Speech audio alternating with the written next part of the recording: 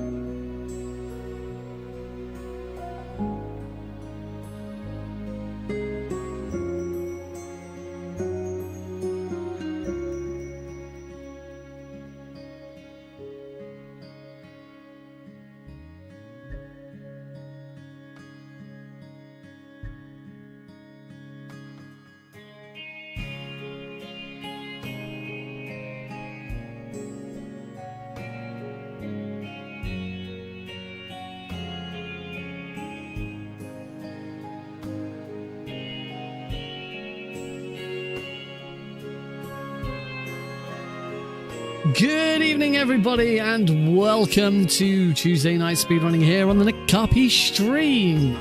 Yeah, we're going to be doing a little bit of setup as we get started today, because apparently I am woefully underprepared, but I think I know why.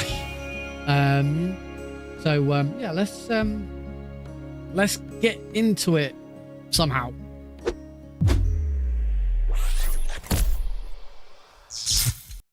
Hello, everybody. Welcome to tonight's stream. My Spotify hotkey still isn't working. Although no, I don't know. That's connected to everything else. My camera's a bit off, isn't it? That's better, or maybe I'm not. It's lagging really badly. Oh crikey! I'm seeing loads of dropped frames and stuff. Yeah, I can see that too. Why would that be happening? Yeah, I'm getting loads of dropped frames. What the hell? Now, is that dropped frames due to I actually don't know where my I need my stats doc. Dropped frames network.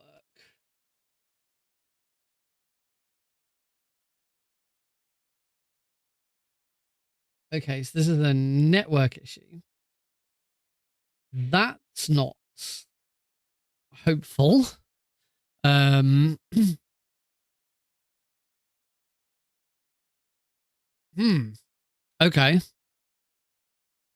That's a lot worrying. So as you may have guessed, there's been a big change. The big change is I have got a new home network. I've swapped network providers, and I'm now on a new network. So all of the reasons why OBS isn't connected to StreamerBot is because now I'm going to have a different IP address. Now, why I'm getting loads of drop frames on OBS, that I'm not sure. The new internet should be more than good enough to stream, so that's a little worrying. And the drop frames are continuing. Yeah, I am going to check my internet speed right now. That's a good idea. I mean, the downloads have been absolutely fine. You know, it's good. It's good internet. It's cheap. It's cheaper than what I was on, which is why I've changed. Right.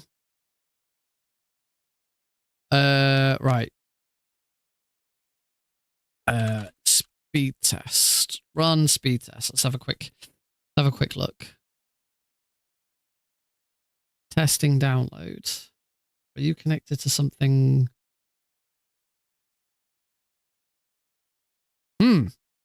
Okay, according to this internet speed test, I have got a 4 megabyte per second download speed and a 5 megabyte per second upload speed. That is not correct. That is not what I should be getting. So my internet connection is slow. Why is my internet connection slow? That's not good. That's not good at all. That is really ridiculously slow, which should not be happening. All right, I'm gonna go and check my router. I wonder if I wonder if there's something wrong there. So I am gonna stop the stream, but we will be back. Don't worry, I'll see you all soon. Okay, we should be back. Should be back. Should being the operative word, but immediately I'm seeing dropped frames again. I've just done a speed test after reconnecting. Apparently streaming with OBS is just completely destroying my internet speed. It's something to do with OBS completely balking it. What the frick?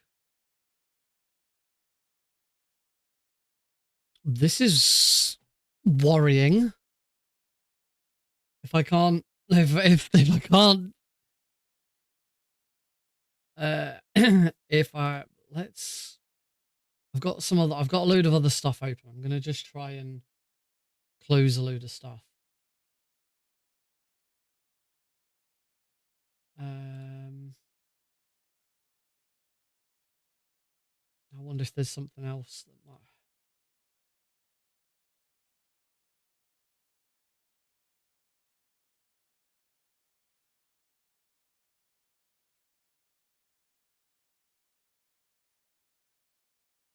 Yeah, when I run another speed test, my internet speed. Right, I'm gonna have to troubleshoot this. If anyone has ideas, please let me go. OBS tanks network speed.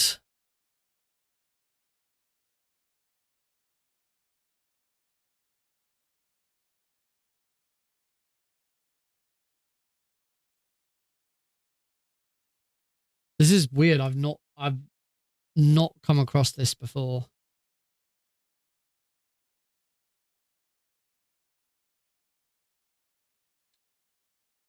It's not the router though. That's the thing. Heidi's currently downstairs. Heidi's currently downstairs watching TV, and there's no problem with that. And And go, if I run an internet speed test on my phone, absolutely fine. So my phone, my phone speed is fine. And my phone is connected to the network. It's got nothing to do with the network. But as soon as I switch OBS on, everything gets tanked. I wonder if like I need to do a... I don't think my PC updated. I wonder if I need to like just Heidi had some massive problems with the internet when I then got back onto her. So maybe I might just do a quick network reset. So this is probably going to stop the stream. There we go. Okay, that seems better. No, and now it's just dropped. And now it's tanked. It was fine for a moment, and then it just completely tanked. What is going on?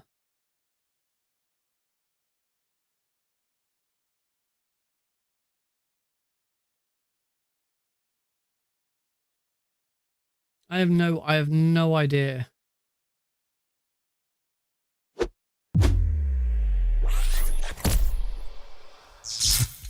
I'm presumably still god awful. I'm trying to load up the stream so I can have a look myself. Oh god, oh god, yeah, I'm like jumping all over the place. What the fuck?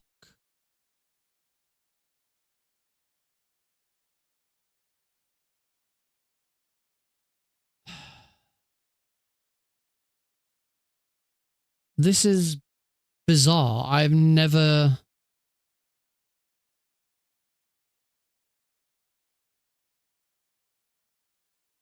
Okay, I'd reset it and it put it down as a private network. Let me try... There's a few things I can change. Let's see what happens. I've now turned normal YouTube on.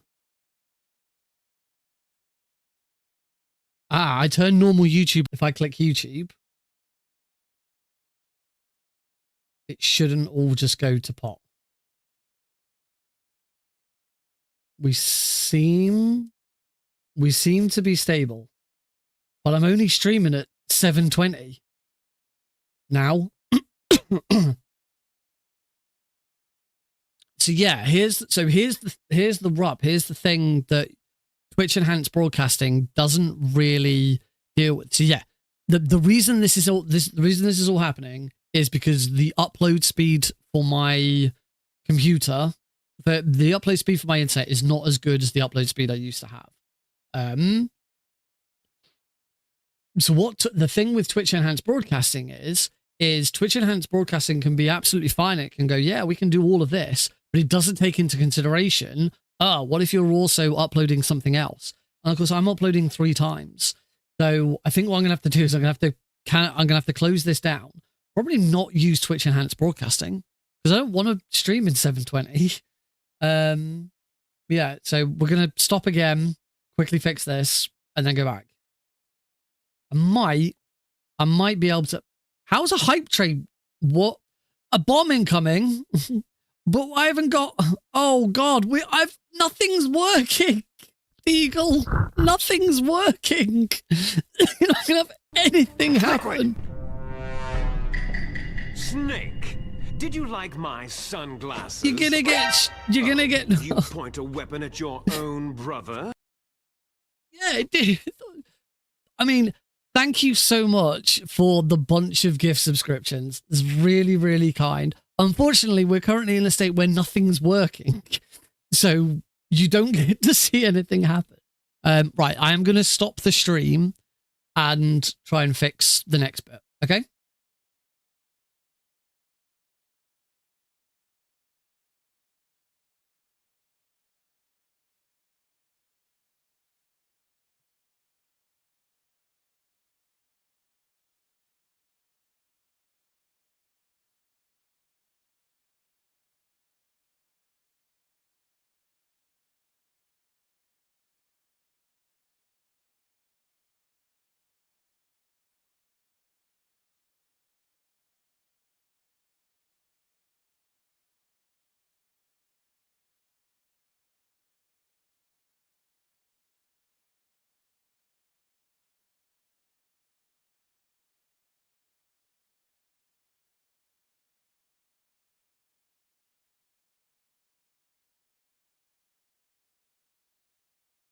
Okay, I was trying to move away from Twitch Enhanced Broadcasting and not use it, but it won't let me not use it.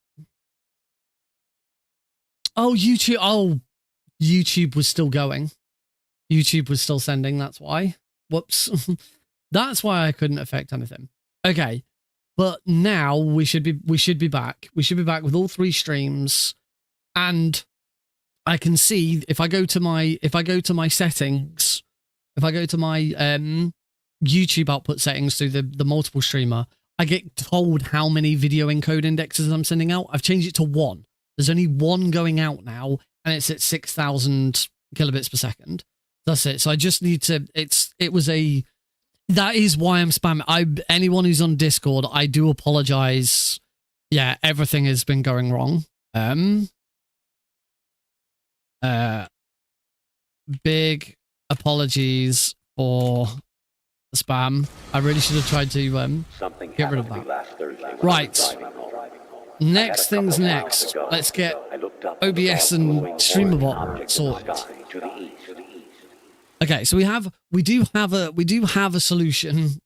Yeah, it was just simply, why is this light turned off? It was just simply my internet upload speed is not as good, and I had everything cranked too far.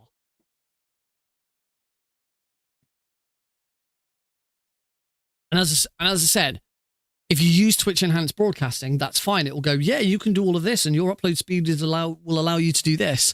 But then it doesn't leave you any space to for anything else. So if you're going to use Twitch Enhanced Broadcasting, make sure that, but you also want to stream to other platforms at the same time, make sure you throttle your bitrate.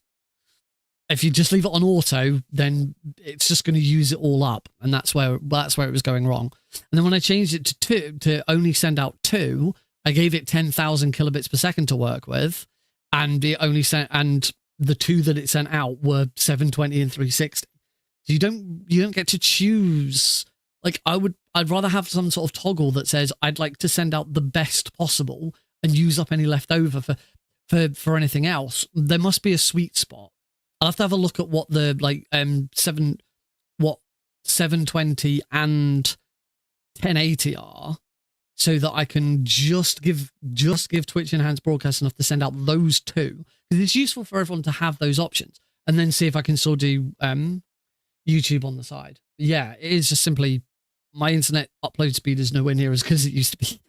Right, let's get this fixed. So the reason why nothing is working on stream is because I'm now on a new network. My computer has a new IP address. So my WebSocket is different. So I just need to update my... yep, nothing's going to work until I fix it all. Oh my God. You're going to hear sounds because it's still triggering sounds. Wait, the hype train ended at level 2. Thank you. Right, let me... it appears that an output stream is currently active. Are you sure you want to show you? Yes, show my connection information. Yeah, don't worry. I will try and play. You can still play sounds because sounds are done differently. But obviously you won't get the little bit that comes up. Right. I have my connection settings. Edit. Right. Version 5. Yeah, that is exactly what it is. I have a different IP address.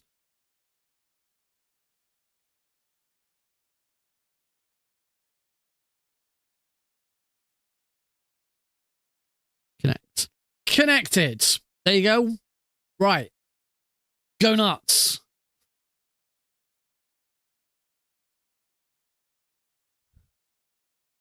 Hopefully that's all back now. I do have the action. You came in handy. Yay!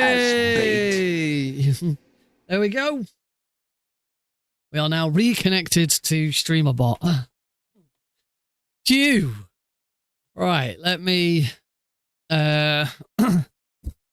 let's re-trigger. So I can't re-trigger all of these because wait. Yeah, I don't have the I don't have the trigger for. I don't have the trigger for the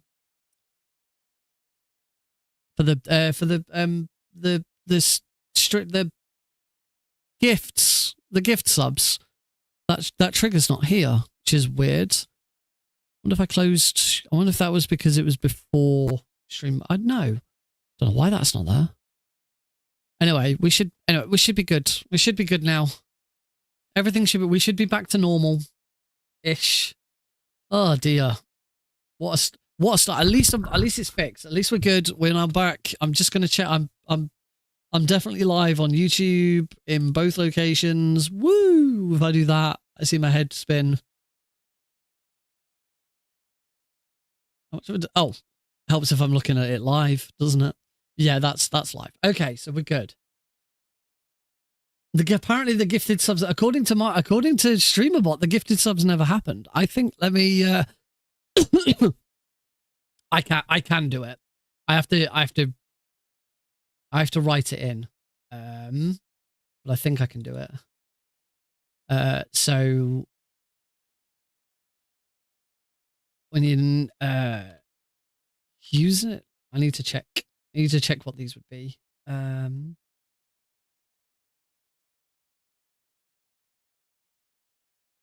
is it? Right. So name of user is Sergeant Eagle.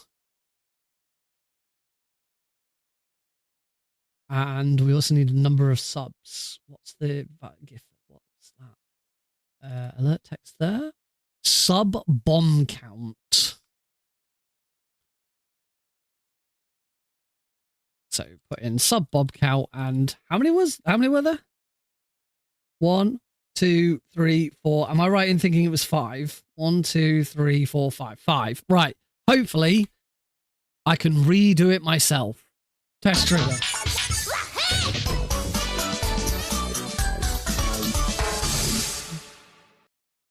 A message from SGDQ who has just gifted 5 subs.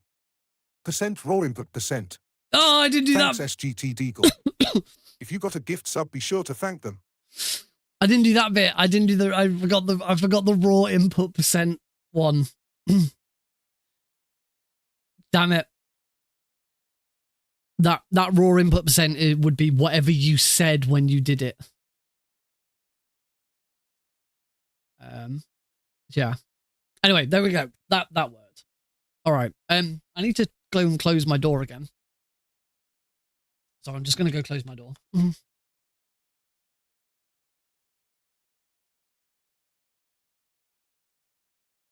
Hopefully closing my door hasn't now like completely balked my internet further. Yes. I've massively underestimated how much worse this new internet is than to my old internet. But it's so much cheaper. We were with Virgin Media. And it was fairly expensive. We didn't watch much of the TV, but now I'm with EE on my phone. I've been an EE mobile customer for years. And they contacted me to say they've got this new they've got this offer on at the moment. The first 3 months are free. We get the first 6 months of TV for just £1. Overall it's going to end up being cheaper, but on top of that, because I'm already an EE mobile customer, my data on my phone is now upgraded to be unlimited. So it did have a cap. It's now unlimited because I've got both. We're getting Heidi a new SIM card as part of my stuff, where she gets unlimited text and all of that for just a tenner a month instead of the 30 quid a month she's currently paying. Nice. I like that. So yeah, and Virgin's customer service sucks. The faff we had trying to get set up in this house. Like all we were doing was moving over. We were just moving over. And it was right freaking pain in the ass. Terrible. Right. Hopefully there's no more surprises. I'm sure at some point we're going to find something that still doesn't work. It's weird. You know what? It's weird though, because maybe I hadn't been using. No, I bet I hadn't set up the WebSocket. I've been doing Pixel Perfect. Wow, blast from the past. I've been doing Speedrun Tools UK stuff, and I've been using OBS. Or I had OBS open to look at browser sources and stuff. but browser sources are all done online. It's all done through the internet. It's not done through WebSockets. But I'm guessing the WebSocket was not connected. I'll have to check that next time I go on. But yeah, completely forgot as well that, yeah, set up with a new network and you can have a brand new IP address. Again, the other, can we get a mandatory shirt check? I'm wearing my Captain America Civil War shirt today. There we go. Woo. With a nice blue shirt over the top to go with it. Cool. I'm sure at some point we'll find something else that doesn't work. The next thing that I should really do is we should fix this. We should fix my face, because my face looks terrible right now, doesn't it? I'm sure you'll agree my face looks awful. So let's fix my face. So what we're going to do is we are going to turn off auto exposure. That already looks better. We're going to turn off auto white balance. We're going to adjust that white balance. I've got a bit more color and adjust that gain. That looks better. Add a slight bit of, bit too much contrast, slight bit of contrast, slight bit of sharpness. That looks better. I need to do the same for the front cam. So, we'll have a quick look at the, gotta push that again. Why is that not working? Oh, of course, most of the bloody, oh, my Stream Deck none of my Stream Deck WebSockets are gonna, none of my Stream Deck WebSockets are gonna work, apparently. Oh, no, that's because that Stream Deck, wait, what? No, because I've been changing scenes. I've been changing scenes without any problems.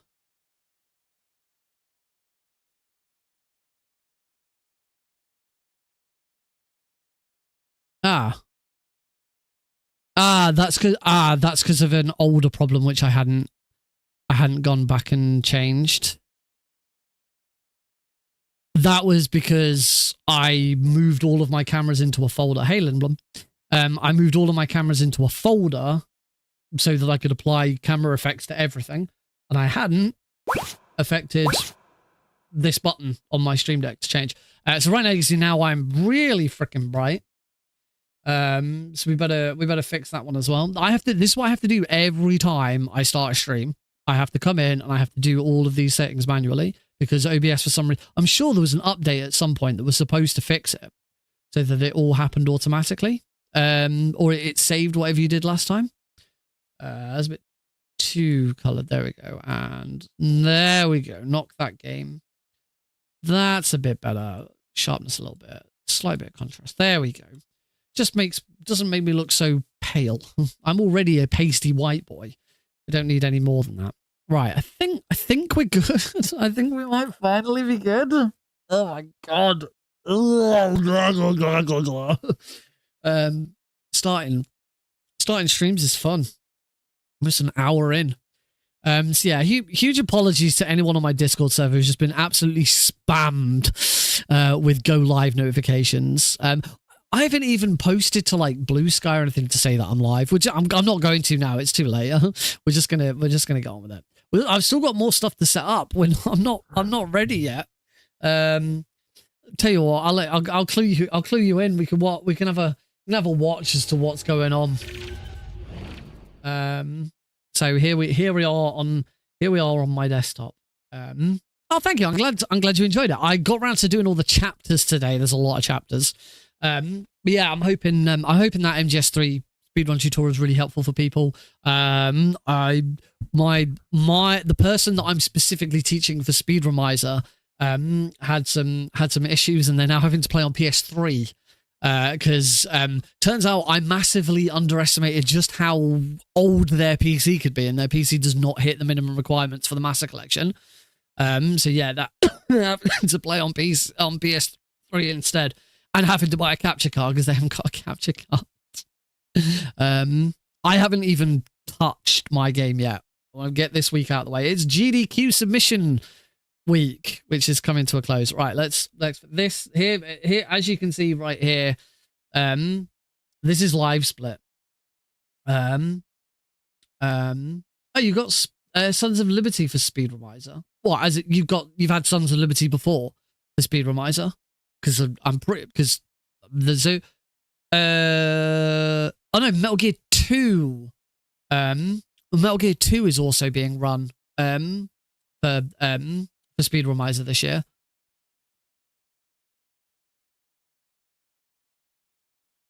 Oh, the person is called... Oh, sorry, I saw Sol and immediately went Sons of Liberty, Metal Gear Solid 2.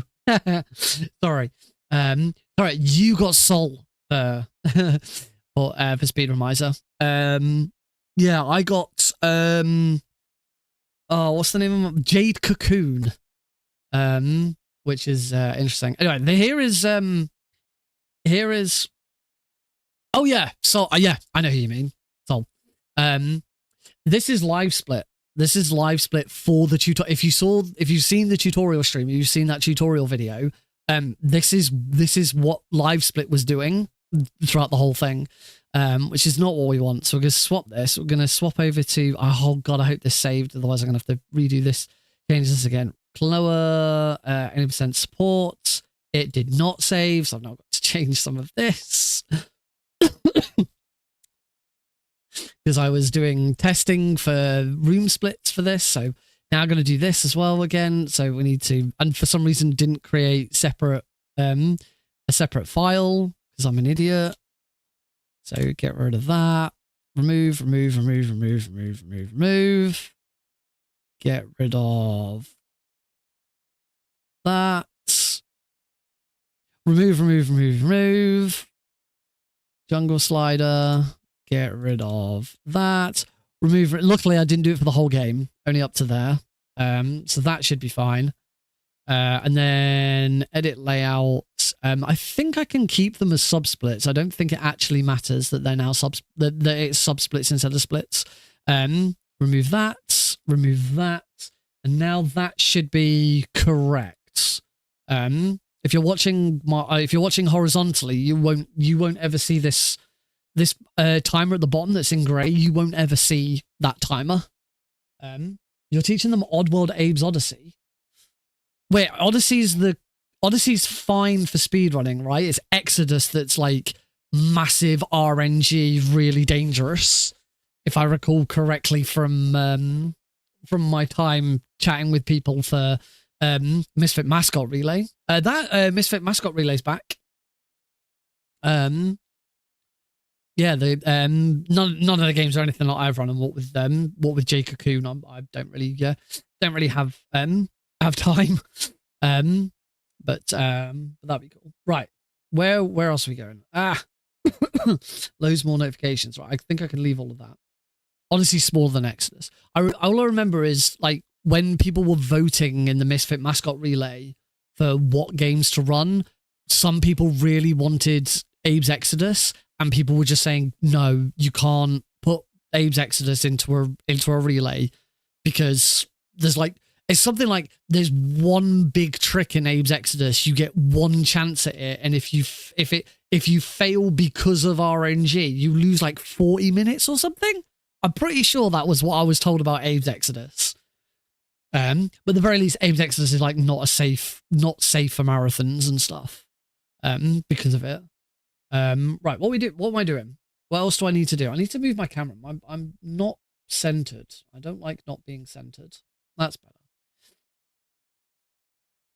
Oh, fair enough. I haven't taken part in MMR for quite a few events. The last event that I ran in MMR, I missed my slot because I wasn't keeping an eye on Discord. I just haven't ran in an event since. Not specifically because of that. It was all fine. We patched things up, but I just haven't had I've had loads of other stuff on. So, 80% no major glitches is fine. Okie dokie. Right. So that Klonoa should now be fine. I don't want to open Steam yet. Problem is we're running Klonoa and we're running support mode, which means, these are, that's the other thing. 109 doesn't sound... This says I've got a 109. Compare against personal best, game time. 109 does not sound correct. pretty sure I don't have a 109 in this game. Let's go and check. Klonoa Fantasy Reverie Series. Lunatea's Veil, any percent, support mode, normal. Oh, 109.16. I'm wrong. I'm wrong. There we go. 109.16. That is my PB. So that is correct. Lovely. Lovely. But the RTA is 1 minute, 1 hour 32. Cool. Okay, that's fine.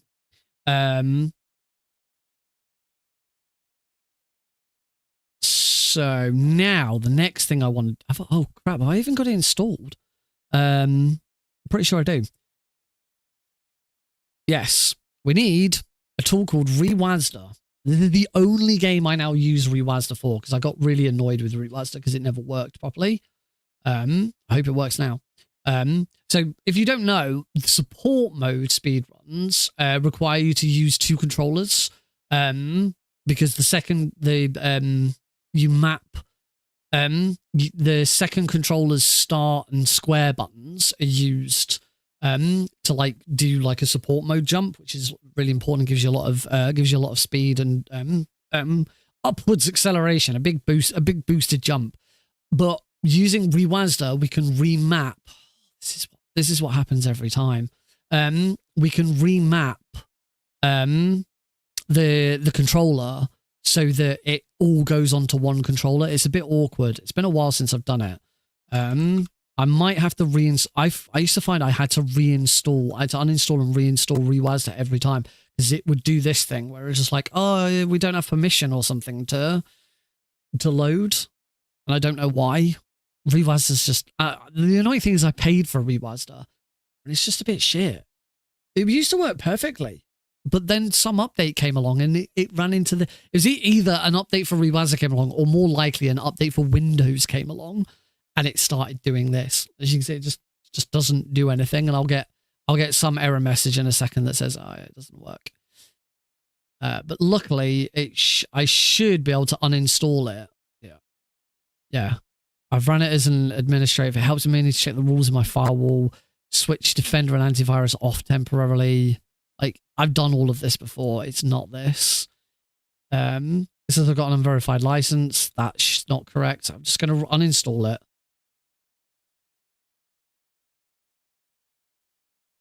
Uninstall it, download it fresh, reinstall it, and see if I can get it to work.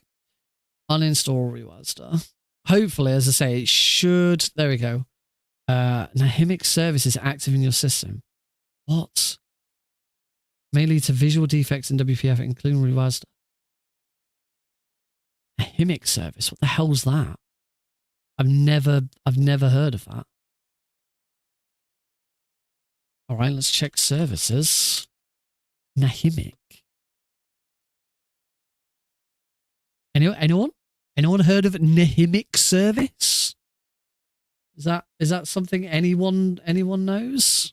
You just need to check, make sure I've got my YouTube chats are actually working and I'm connected to them.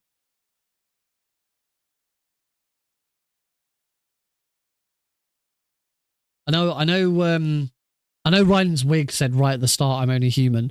So if you're still there, Ryan's wig, I did recognize that you're there. Right. Anyway, where's this Nahimic service? What the hell? The hell is this? Windows System 32 Nahimic service. I mean, before I uninstall, I'll try disabling this and see what it does. Nahimic service. Nahimic service is a virus. It's not a virus. It's an audio software. Nahimic is literally malware. This PowerShell script allows you to uninstall Nahimic. Okay, so apparently this Nahimic thing is terrible. Right, I've stopped it, and I guess whilst I'm here, I'm gonna change it to disabled so it doesn't start up again. Right. Now that we've disabled it, let's cancel this for the moment and rerun Rewazda. I'll still run it as administrator and just see if that's it. That might be the fix. We've got a preparing screen straight away. If this is it, they've now figured it out. We didn't have that preparing thing before.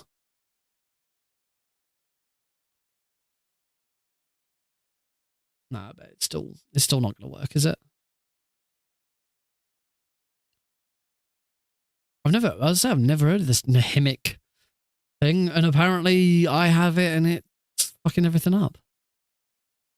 Still not going to do it though. Yeah, mum. Nope. Fine. I'll go with my original plan then. I should still have it here. Right. Uninstall. It's okay. I just need to reinstall that. Right.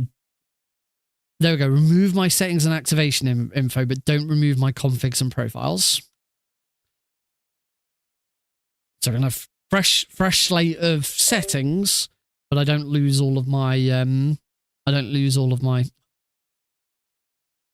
No, I don't want to. I'm streaming live. I don't want to start again from scratch. I'm going to see if we can get away with not restart from scratch. It's been a while since I've used it, so I think pretty sure if I just download the free trial, I can then add it there. We'll see if we can get away with not having to do it. I mean, they're on 9.1 now, so presumably it's had some updates. Yeah, when Rewazda works, it's fantastic. It is easily the best remapping software out there. No shadow of a doubt. It's just quite often it doesn't work, which obviously is not good. That's not what you want. You want your software, particularly software you paid for, to work. I paid for this because I was able to then have rapid fire and stuff like that. I've not heard of Xpadder. Does Xpadder allow you to map controller port 2 onto controller port 1? I tried doing it in Steam Input, and there's no way of doing it in Steam Input. But Rewazda is the only thing that I've found in the past that allows you to map one controller button to more than one controller to the same controller. So the way that I have to have it work, because Klonoa 2 is also really awkward, and Klonoa 2 detects your keyboard and your controller as player 1. They're both the same. It detects, but you can swap in between player 1 and player 2. If you want to use support mode on Klonoa 2 or Klonoa 1 on the Fantasy Reverie series, you have to have 2 controllers plugged in. So the way that I have to have it set up is I set it so that I have my controller, for the most part, is set up as though it's keyboard buttons. I have a couple of buttons on my keyboard assigned to be controller buttons, so that it detects those buttons on my keyboard as controller 1. And then when I use the buttons that I've assigned as buttons on my controller, they're detected as controller 2. So my controller plays the game as though it's a keyboard, except for the 2 buttons that I do still also assign to it as buttons, and they're assigned as buttons. And that's controller 2. It's so annoyingly annoying. Oh, it needs me to restart my computer. I don't want to. Let's have a quick look at this Xpadder.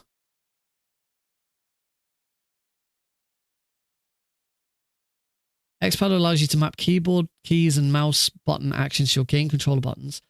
Mouse pointing to your game controller sticks.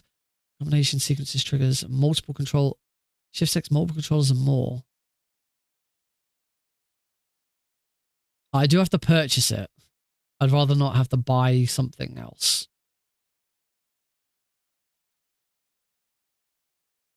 But that does sound promising. That does sound promising.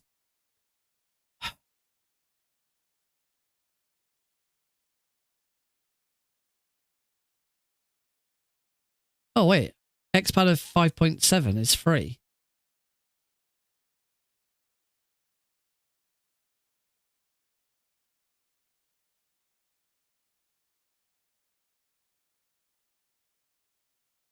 So hang on, which is it then? This is it's the official home of XPadder.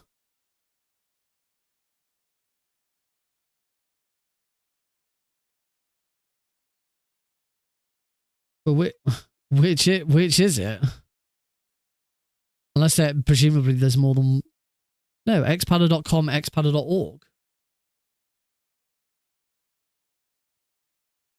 I guess I'll down...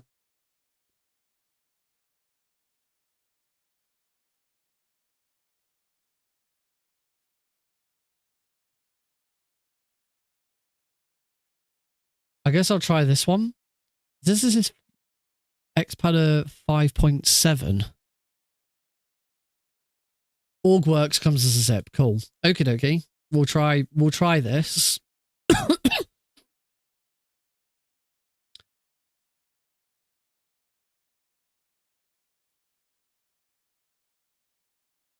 Oh, and a self. Yeah, that's okay.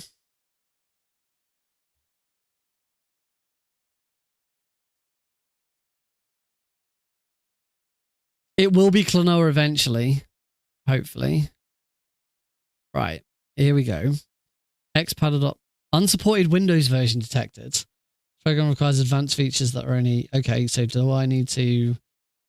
Properties, compatibility, run this in compatibility mode for Windows 98. Is that it?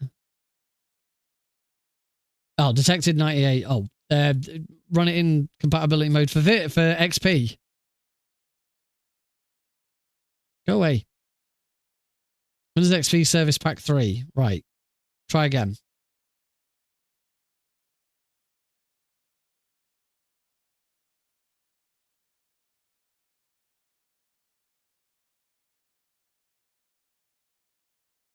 Program location. So it's all add file association. No, do not. Right. Oh God. This looks...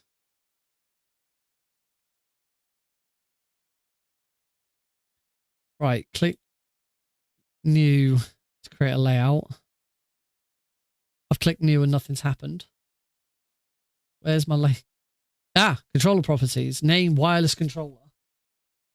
Let's get my wireless controller out.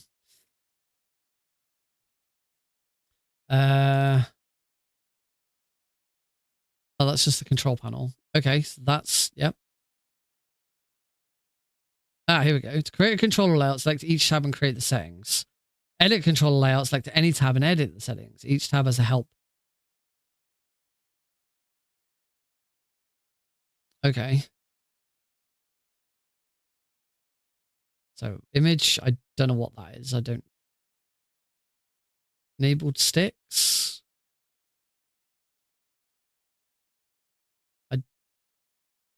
D-pad enabled. I don't understand. It's not really doing anything.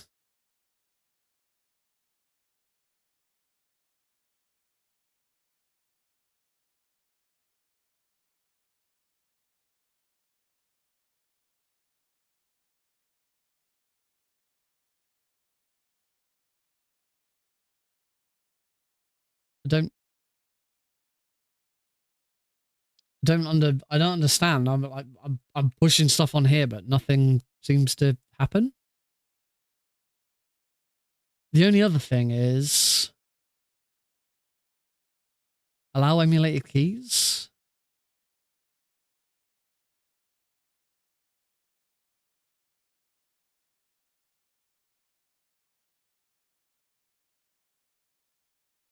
Because the only thing is that if this doesn't allow me to do stuff with my keyboard, then this isn't going to work either.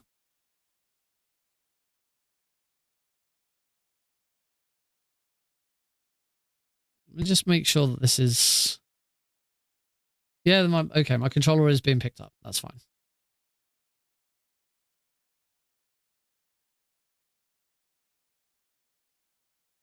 We map keyboard controls to our controller. That is what I want. Right, to create a controller layout, select each tab and create the settings. To edit a controller layout, select any tab and edit the settings. Each tab has a help button with detailed instructions. So image, do I have to do something with? I don't need an image. Sticks, enabled, but I don't get like a detect. Maybe I need to run this as an administrator.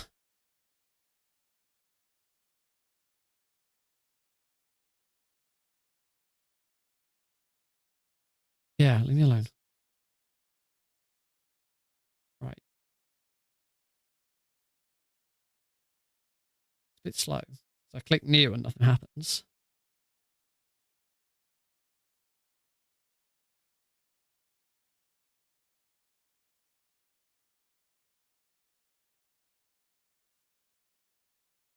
Let's say I'm not quite sure what I'm supposed to be doing here.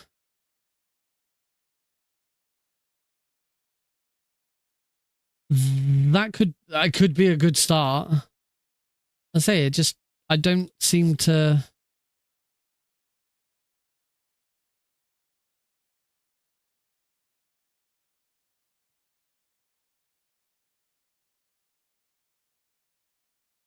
Oh, let me check for no new version found. That's fine. At least it's somewhere to start. But say I come to here and go to start like doing stuff and nothing like sticks enabled. What am I supposed to? Sticks are either thumbsticks or joystick. If your controller has two sticks, then stick one is the left stick, stick to the right stick. You can only enable stick 2 or stick 1. Tick the stick 1 or stick 2 box to add the stick. If he has to move the sticks, the settings can be detected. I've enabled it and I'm not being told anything. Maybe I do have to pick an image. I don't know. Let's go with whatever that is. I don't have an image.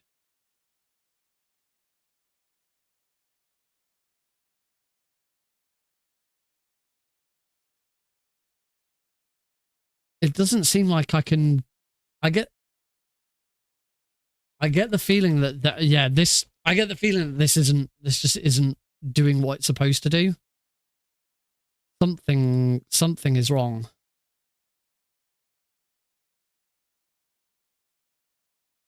Show controller, show taskbar. Maybe this doesn't work with Windows 11. Let me try. Try the compatibility. Running as an admin didn't work. Reduce color modes. Let's try Windows Vista. Run this program as administrator. Use legacy display. Yeah, let's try some of these.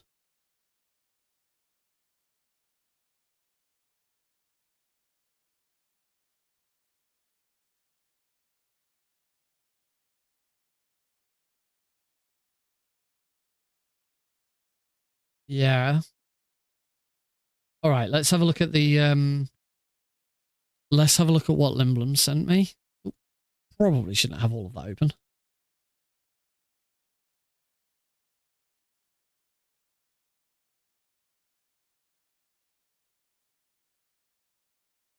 Let's extract.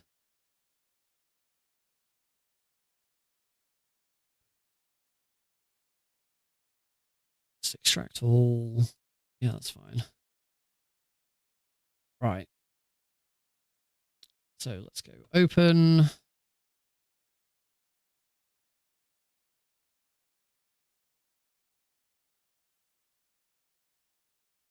Cannot open.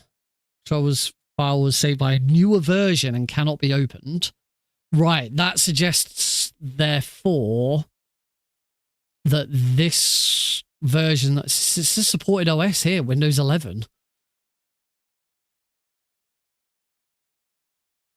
This suggests get out of the way. This suggests to me that this is like an old version of this. start without compatibility. It doesn't work without compatibility. I'll try, but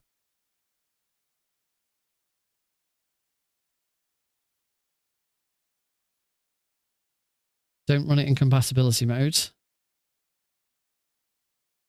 Oh, now it does work.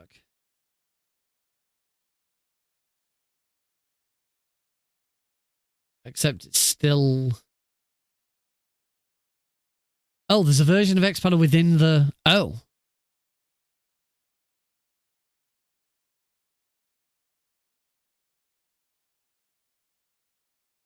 Hang on. No, not that one. You know what? I hate the Windows... I hate the Windows Explorer now supports tabs, but it doesn't automatically open stuff in new tabs. It's really annoying. Right.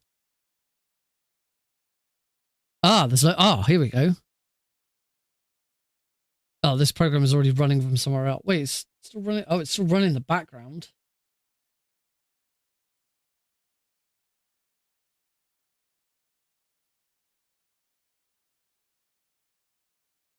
It won't close.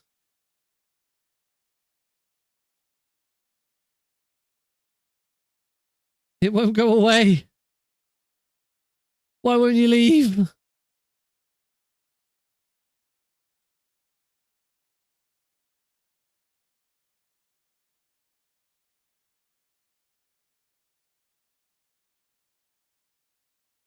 It won't leave me alone. Close. Okay.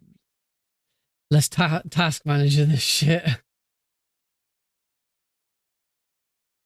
wonder if that might have had something to do with stuff not working. Because it wasn't actually closed. Wait, Xpad, it's not here. Xpad, there we go. End task. There we go, right. Okay, so let's try running this.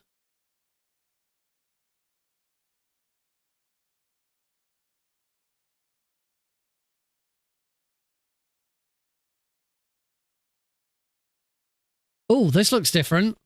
Okay. We might be getting somewhere. Bloody hell. Right, let's open... Oh! This looks much better. Can we make... I can't make it bigger. Okay, we're getting somewhere now. Right, go away you. Go away this. Right. Okay, this is good. This is good. Right. I think I am, however, gonna start from scratch. Right, new. Oh, look at it. Oh, here we go. So users can just use gamepad viewer to show inputs. Cool. Right, so we don't need... Okay, I assume the image is the controller.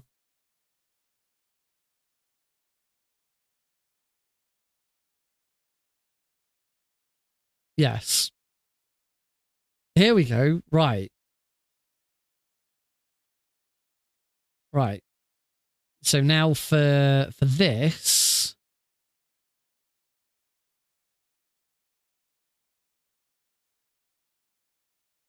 Actually, I want to set to... So can I just push W and write...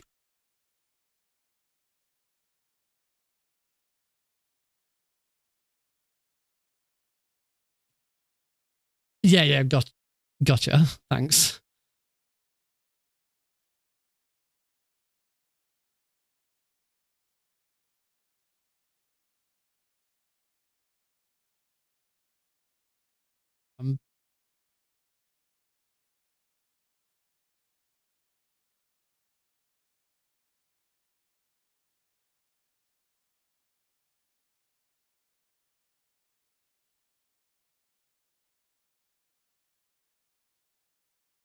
Right, so I've detected... So do I now just change this to W, D, S, and A?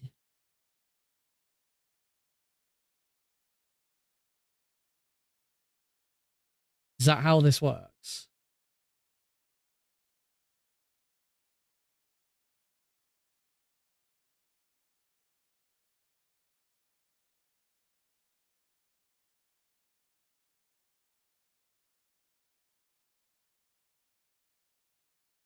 Okay, these are just the slots. This certainly is a stream, isn't it? Okay, so this is the I see. This is the image, right? So I've enabled my D-pad, but now how? As I say, how do I now? Oh, do I need? There was a setting for emulate keyboard, wasn't there?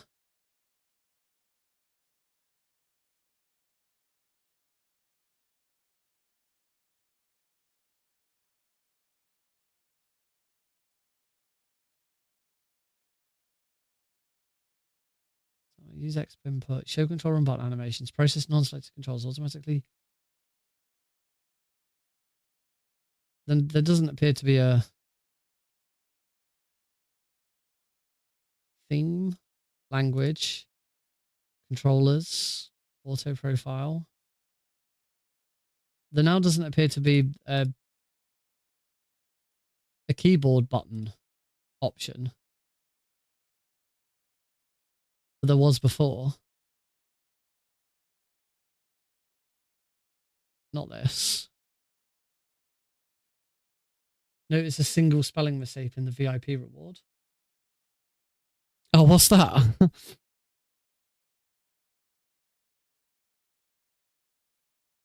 Right, let's try.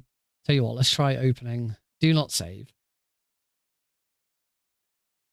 Let's try opening this. Seeing what this does.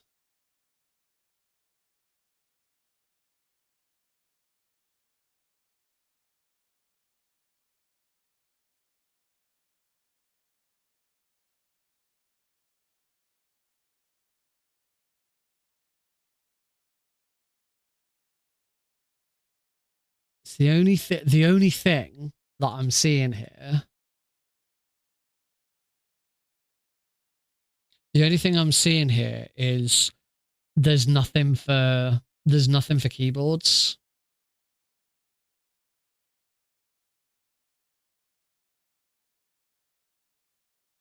If you click on a button, you can map. Oh, you do that bit here. Okay, that now makes more sense. Right, that's where I'm going horribly, horribly wrong. Gotcha.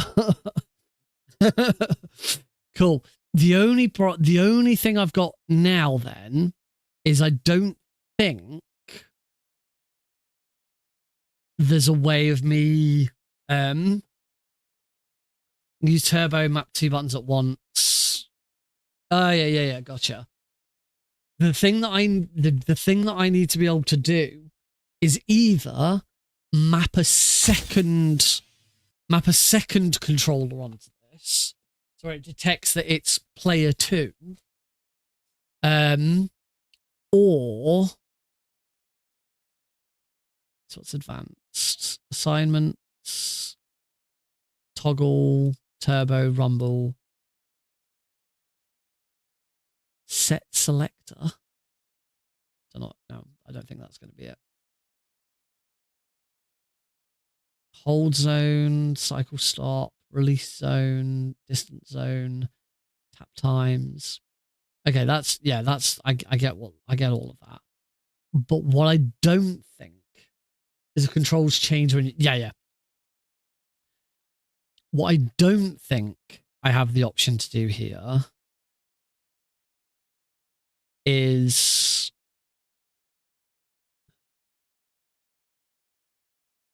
we've got this controller layout. I don't think I have the option to do is to change my keyboard.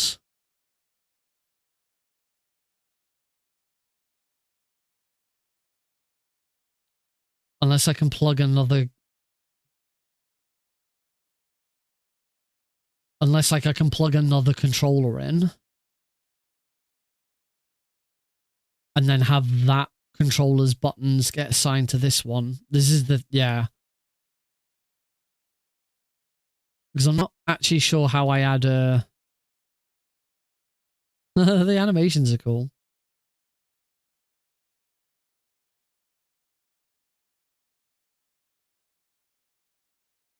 See here, when we go sticks, I now need to try and... Yeah. No, it's good. Don't get me wrong, this is good. This is cool. This is one of the coolest looking ones that I've ever seen. But it's still not, it's still not quite got the functionality. I might have a twinkle around with that at some point though. It's still not quite got the functionality that I might need for it. As you can't control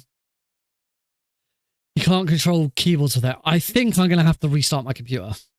So we're gonna have to stop the stream for a minute and I'll be right back. I thought this was all gonna be a lot simpler.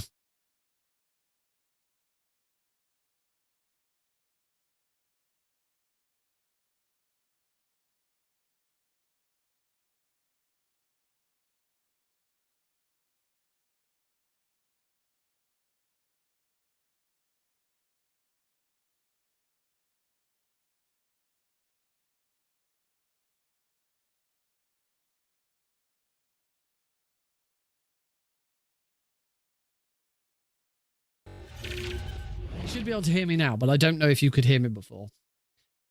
Hopefully we're all back now. I do need to redo my cameras again.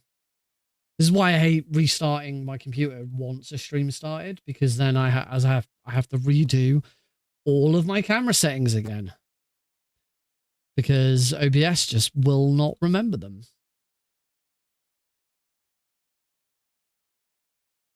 You get a little bit behind the scenes every so often. Right. That should be fine. Okay with that one. And front cam, which is the cam you're looking at the corner right now. Configure. Oh, get out of the way, live split. Camera control. That one looks fine. The gain. That looks all right. Slight bit of sharpness. Very tiny bit. There we go. Right, cool.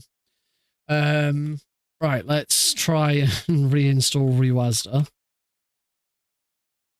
That should be uninstalled.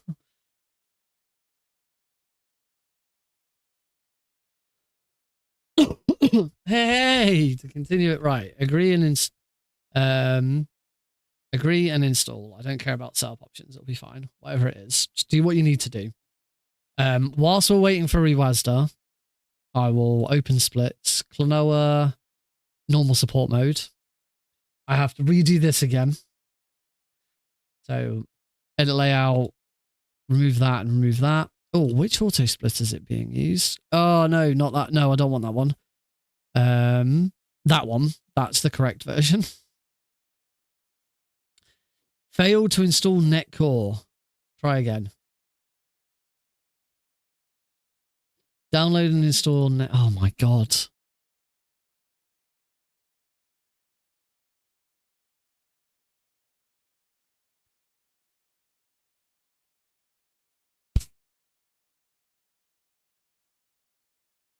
So I now have to install these manually because they're not installing. That should now all be fine. Save layout. Edit splits. Remove. No,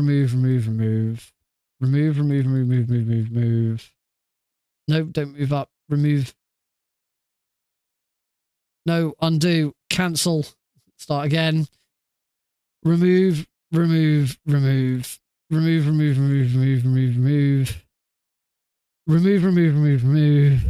remove. And get rid of the curly brackets and the other room names. This is how subsplits work.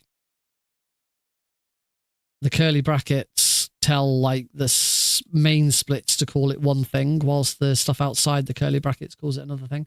Right. Save splits. We're done. Splits should now be fine. I do believe I have.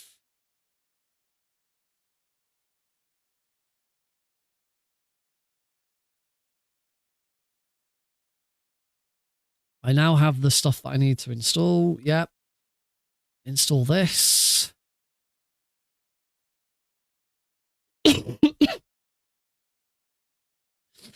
Christ. But if you are new to one of my streams, by the way, folks, this isn't usually what it's like. I wasn't expecting this to be this bad today. We are all over the frickin' place. We are, at least we're live. At least we're live, which is better than we were at the start. Oh, my stream anniversary is coming up, apparently. Right, so I've done one. I'm just waiting for the other one to download. Apparently, it's really slow. Oh, I'm dropping frames again. Is that because my settings haven't saved?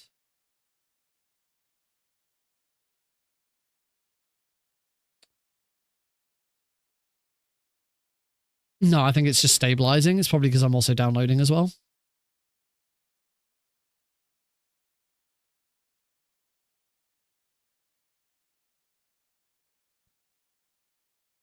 Oh, I've got to start again.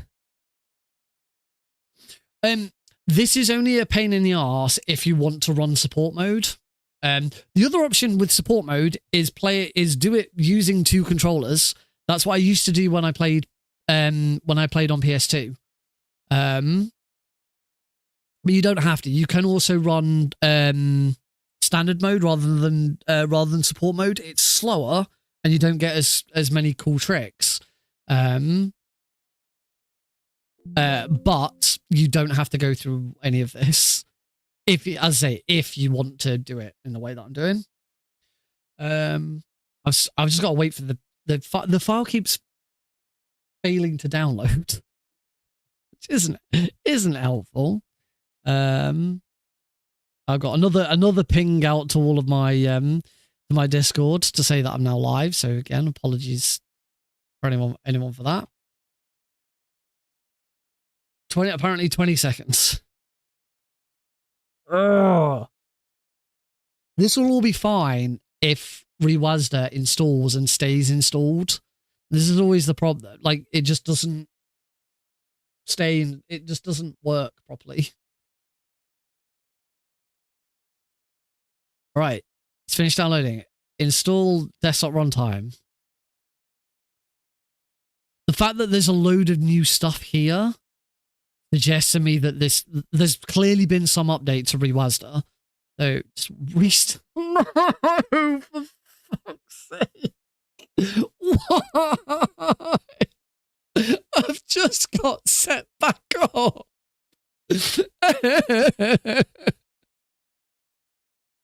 I'll be back in a few minutes. Right.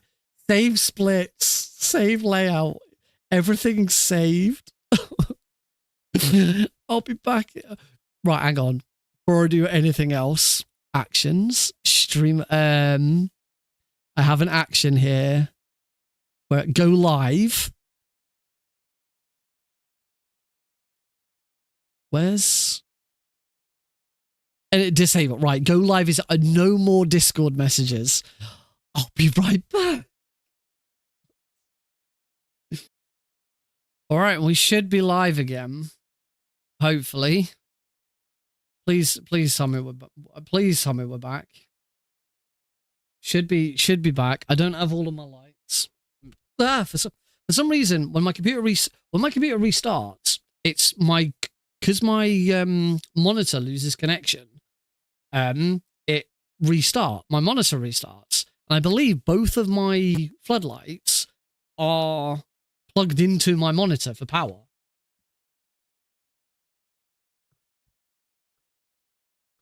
it when my monitor turns off, it switches the lights off, but it only switches one of them off.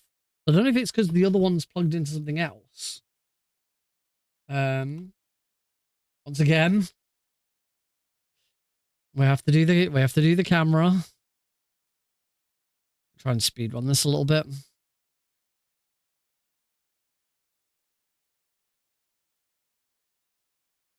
That'll do. Not gonna make it look too pretty. We're just trying to speedrun this a little bit. Do.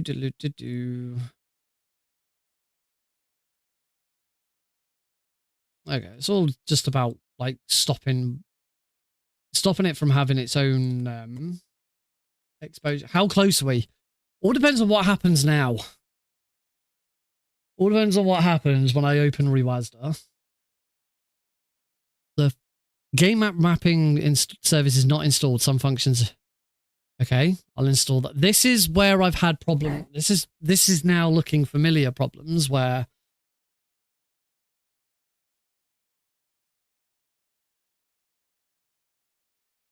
Please reach the fucking. How many more time? What?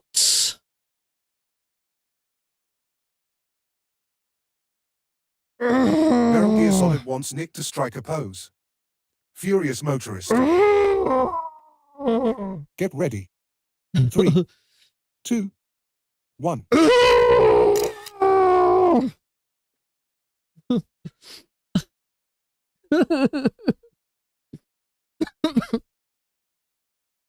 Is that if after all that actually worked? What the frick? What?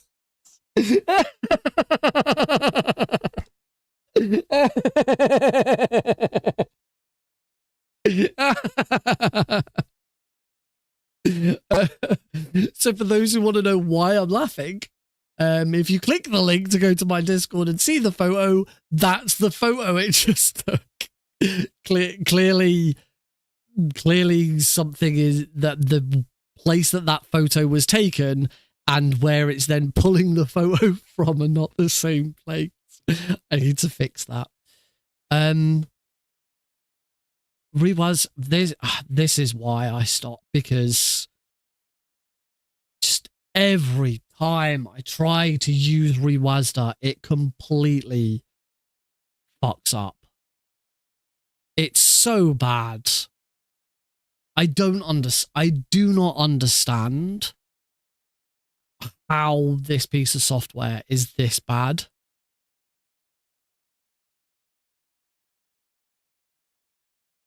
You know, and apparently it's every single time I do anything. Oh, you got to restart your computer. Oh, you got to restart your computer. Oh, you got to restart your computer. Like that X-Pad will work straight away. Straight away. It's like, yep, I'm loaded. We're good. We can go.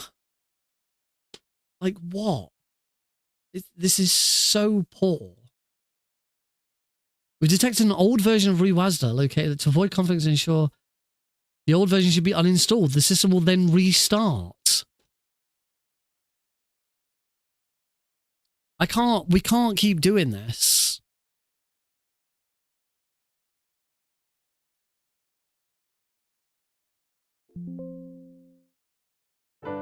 All right, we should now be live again.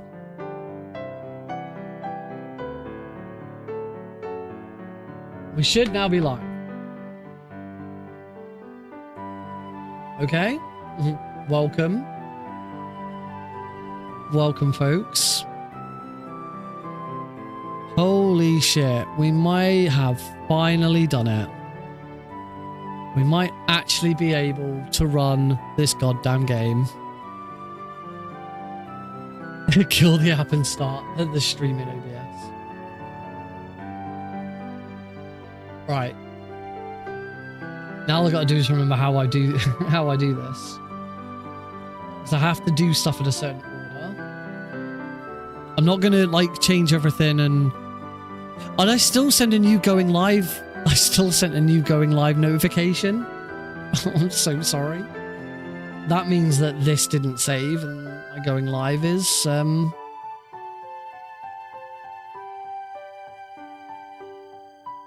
Yeah, it's not disabled. Okay. Anyway, enough with the music. I don't know why that side. It can't pick up the stream set. Yeah. Right. Now to try and do this bit.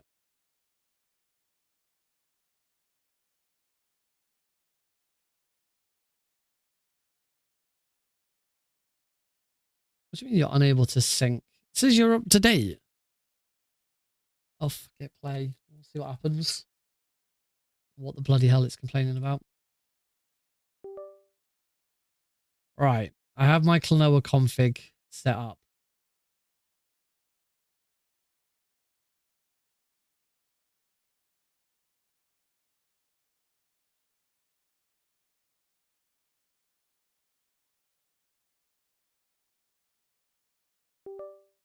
And this is now set up. I might have done that too late. Right, it's numpad plus.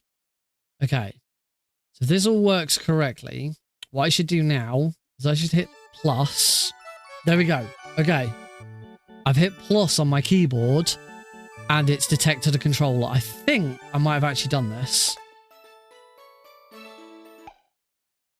Apparently square is activate for some, like, confirm for some reason.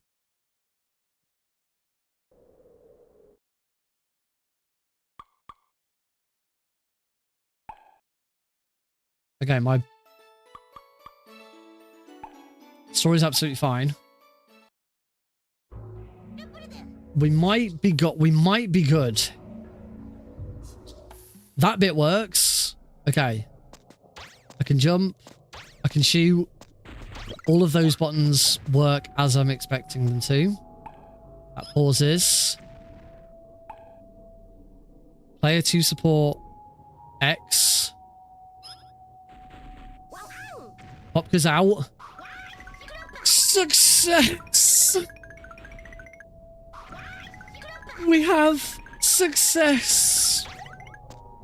It is done! I have it set up. This is all happening on this one controller. Oh. Beautiful. Oh dear.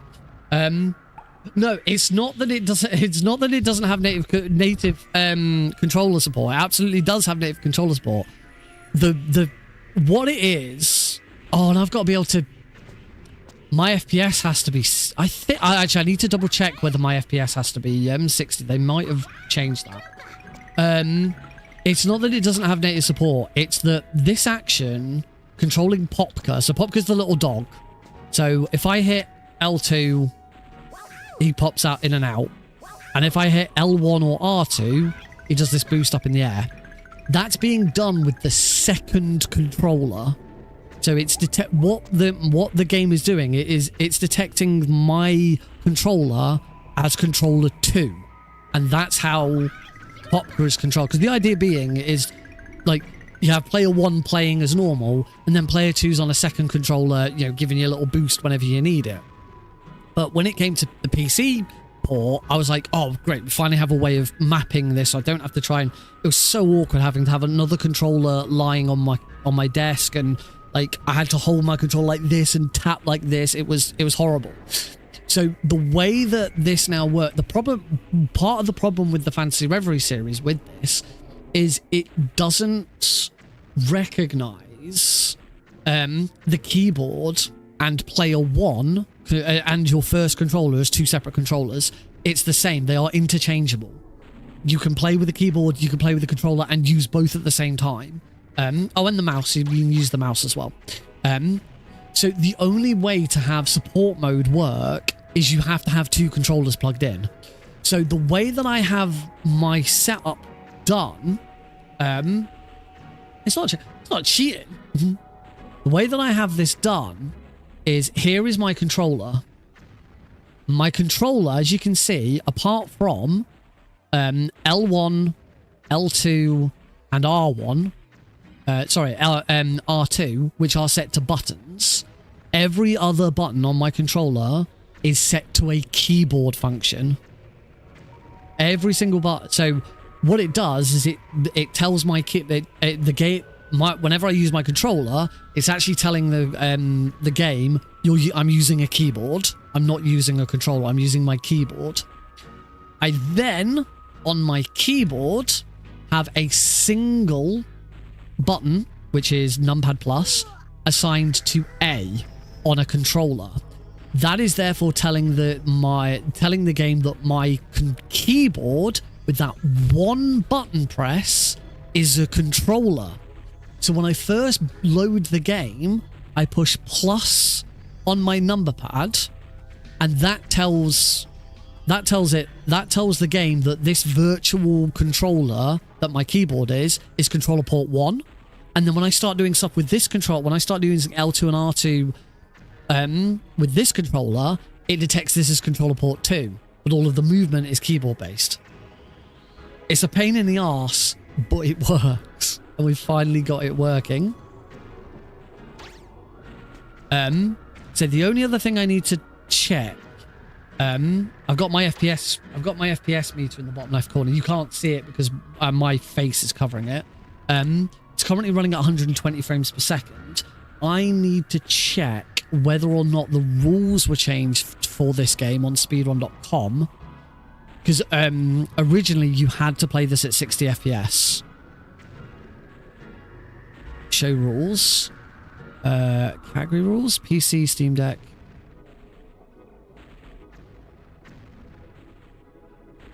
Game rules. Yeah, frame rate has to be consistently between 45 and 60. Yeah, the easiest way of them fixing this would have been to have some sort of controller select and to say that your keyboard and your controller are two different things, and that would have been absolutely fine. There would be no need for all of this bullshit. But for some reason, when they did this port, they decided that your keyboard and your controller are the same thing, and they're both player one at the same time, and that's a pain in the fucking arse, as you can probably imagine. Right, so I now need to be able to manage the frame rate. Luckily, we've been doing this recently for another game, for Crash Bandicoot. We've been doing this for Crash Bandicoot lately. So this shouldn't be too difficult. So gaming, Elder Scrolls on, no, where is it? What? Why are you on Elder Scrolls Online?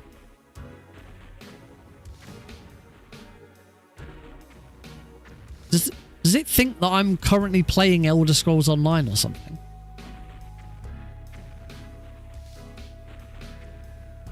It's...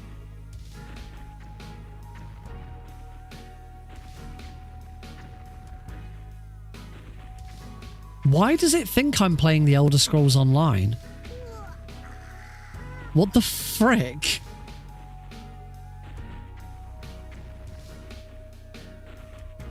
Yeah, for some reason it thinks I'm playing the Elder Scrolls Online. How bizarre. Right.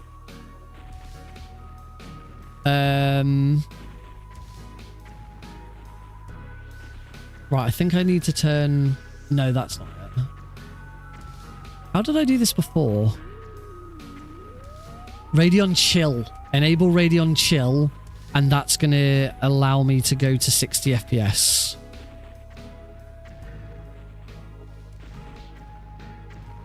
That should be it. We should now be running at... No, we're still at 120 FPS. Why are we still at 120 FPS?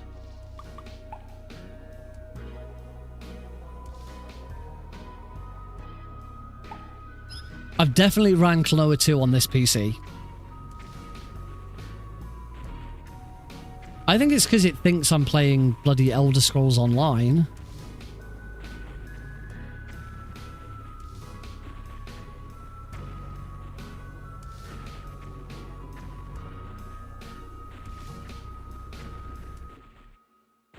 Oh, turn off FPS boosts. Movement-based FPS limiter to reduce power. That's what I'm... always off. Let's turn that off.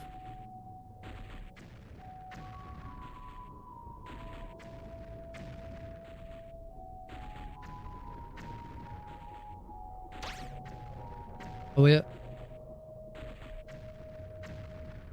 The Total Biscuit does indeed like achievements.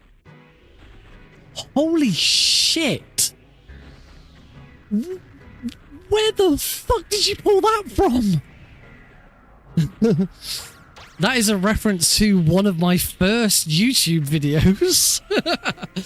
Where Total Biscuit did a video about the fact that he doesn't like achievements, and I did a video response called "Why You Know Like Achievements." Right, we now have. You can't see it.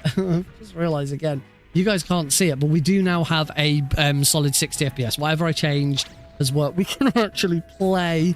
We can actually do a run. It's only got to 7:15. We've been streaming for over 2 hours, and I can finally do a run. Oh my god. Also, unfortunately, I think your Cynical Summerford, your use of time is slightly incorrect there. You say Total Biscuit does indeed like achievements. I'm afraid if you didn't already know, that should be did indeed like achievements. Very sadly, Total Biscuit died quite a few years ago. Unless you're not going to pull a Rafiki and no, he's not.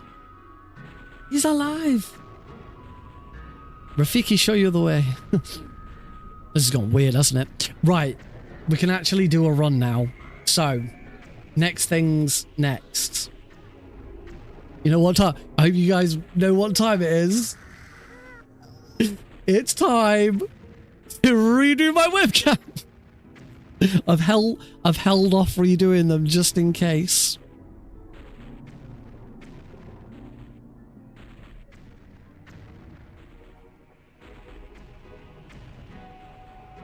That's one. Now we do the front one. Can't believe it. I can't believe it. I can't believe we're actually going to get to play. What a stream. This certainly has been a stream of all time. That'll do. Right. Without further ado, let us go to the speedrun stream. Ba-ba-ba-bum-bum-ba-bum. Welcome. Papa. We did it, everybody. I'm changing the camera back. I want to look like this. We did it, everybody. It's done. We actually did it.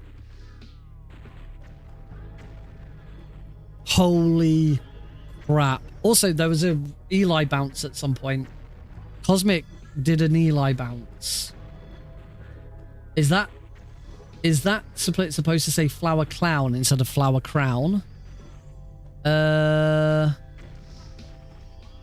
does say flower crown. We might have checked. Someone might have changed that. But you're probably right. I'm going to change it to flower clown.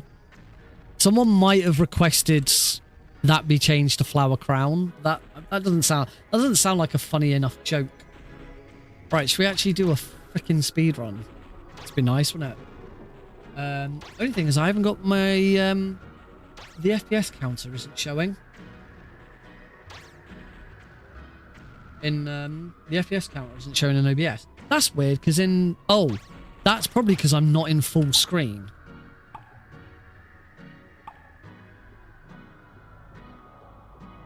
I should have turned VSync off here. I might have done it. So I'm in windowed full screen, but I'm pretty sure if I now go to full screen. There we go. Now the FPS counter shows without me having to. Shows without me having to do anything. Holy crap. I'm not wrong though. Also, did that?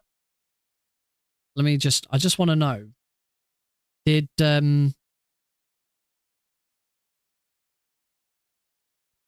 action history, Eli bounce, requeue.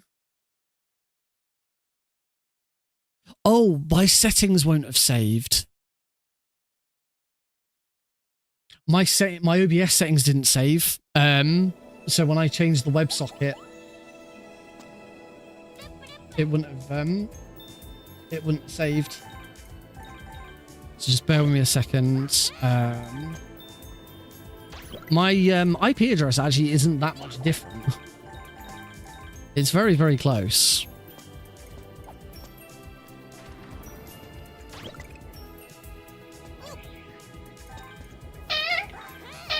There we go.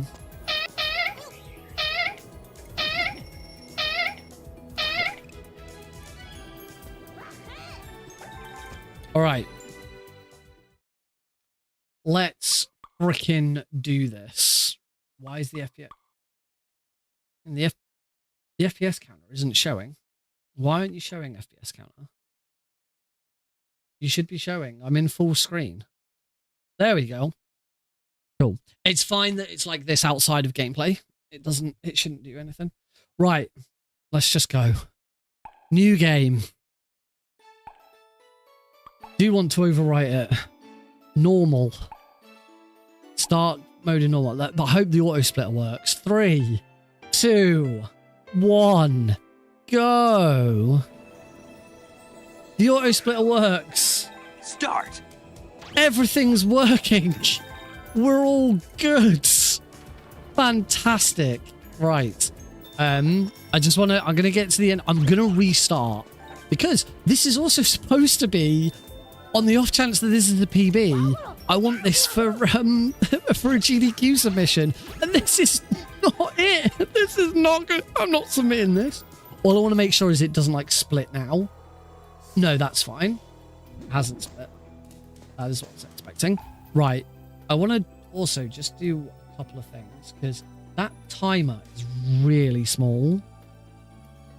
So I'm just going to knock those splits down a little bit. I'm going to give them a bit more height. And I'm going to go to that timer. Oh no, that timer was fine. It was this timer I wanted. That. Make that nice and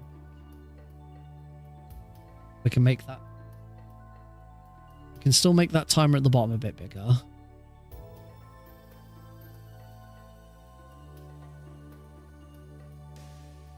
And then let's go back to the split height.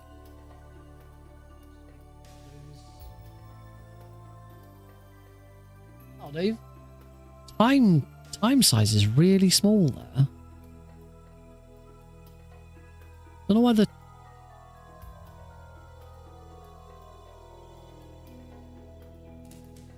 time size is really small. That's better. That'll do. Right. Okay.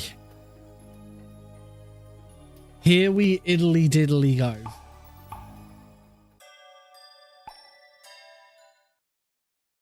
Everything resets. I could do with a quick... I could, however, do with a quick pee before we start. And also, say, for some reason, the... There we go.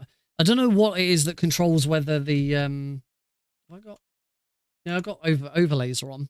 But yeah, I'm going to very quick... I'm not going to go to a break or anything like that. I'm just going to quickly pop to the loo and then we'll actually get started with a run.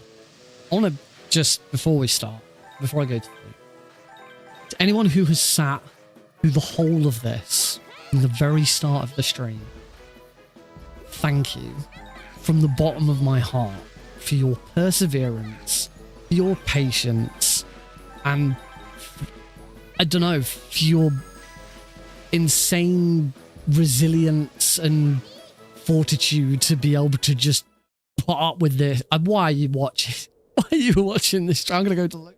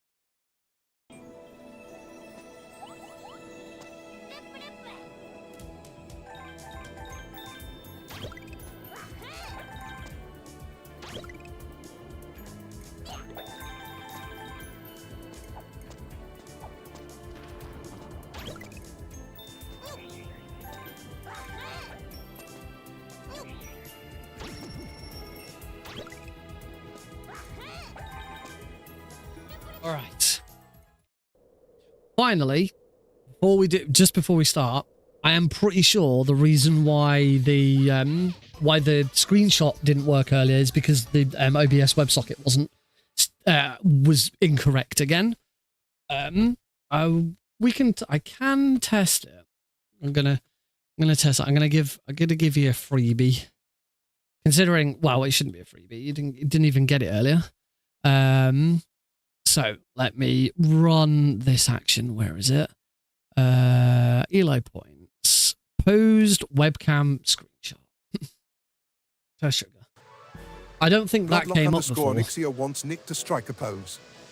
This is a test user input. Get ready. 3, 2, 1.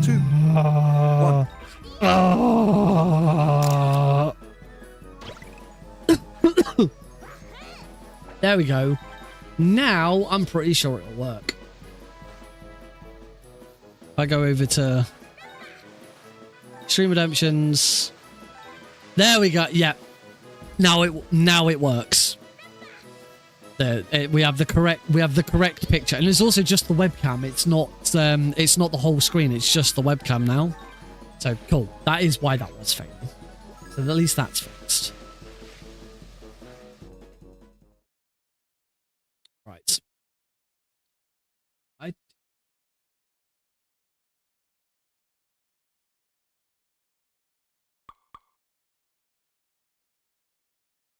Right.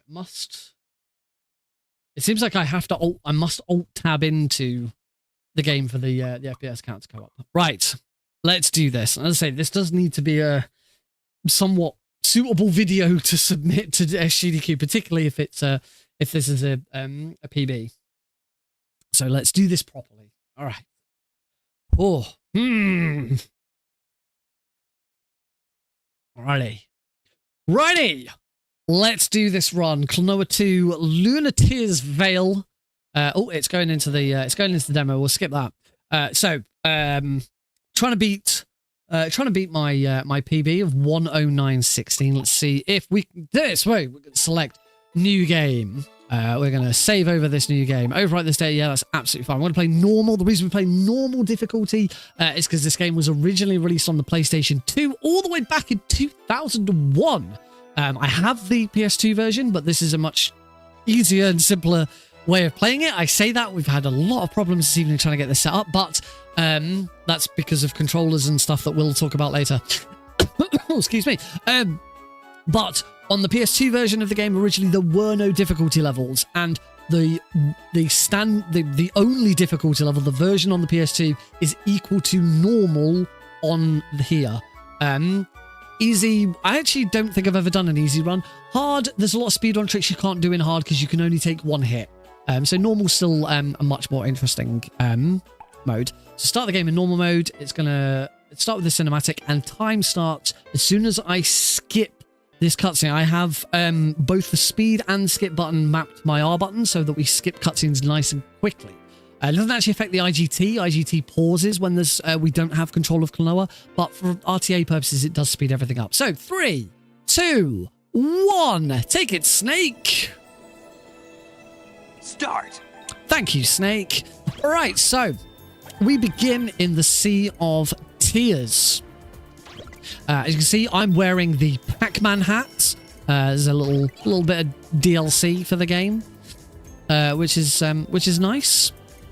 So we're going to get this little tutorial from Popka about grabbing moves and being able to jump with them, just like that. So we're going to keep on moving into this little cave, and we're going to grab checkpoints. I mean, the intention is not to die, but you know, you just never know. I'm going to take some hits from that. That was horrible. I think that was because I was doing a load of jumping, so we're gonna restart. I'm not dying there. That's terrible. All right, ready to reset. Are we ready to go again? That was empty.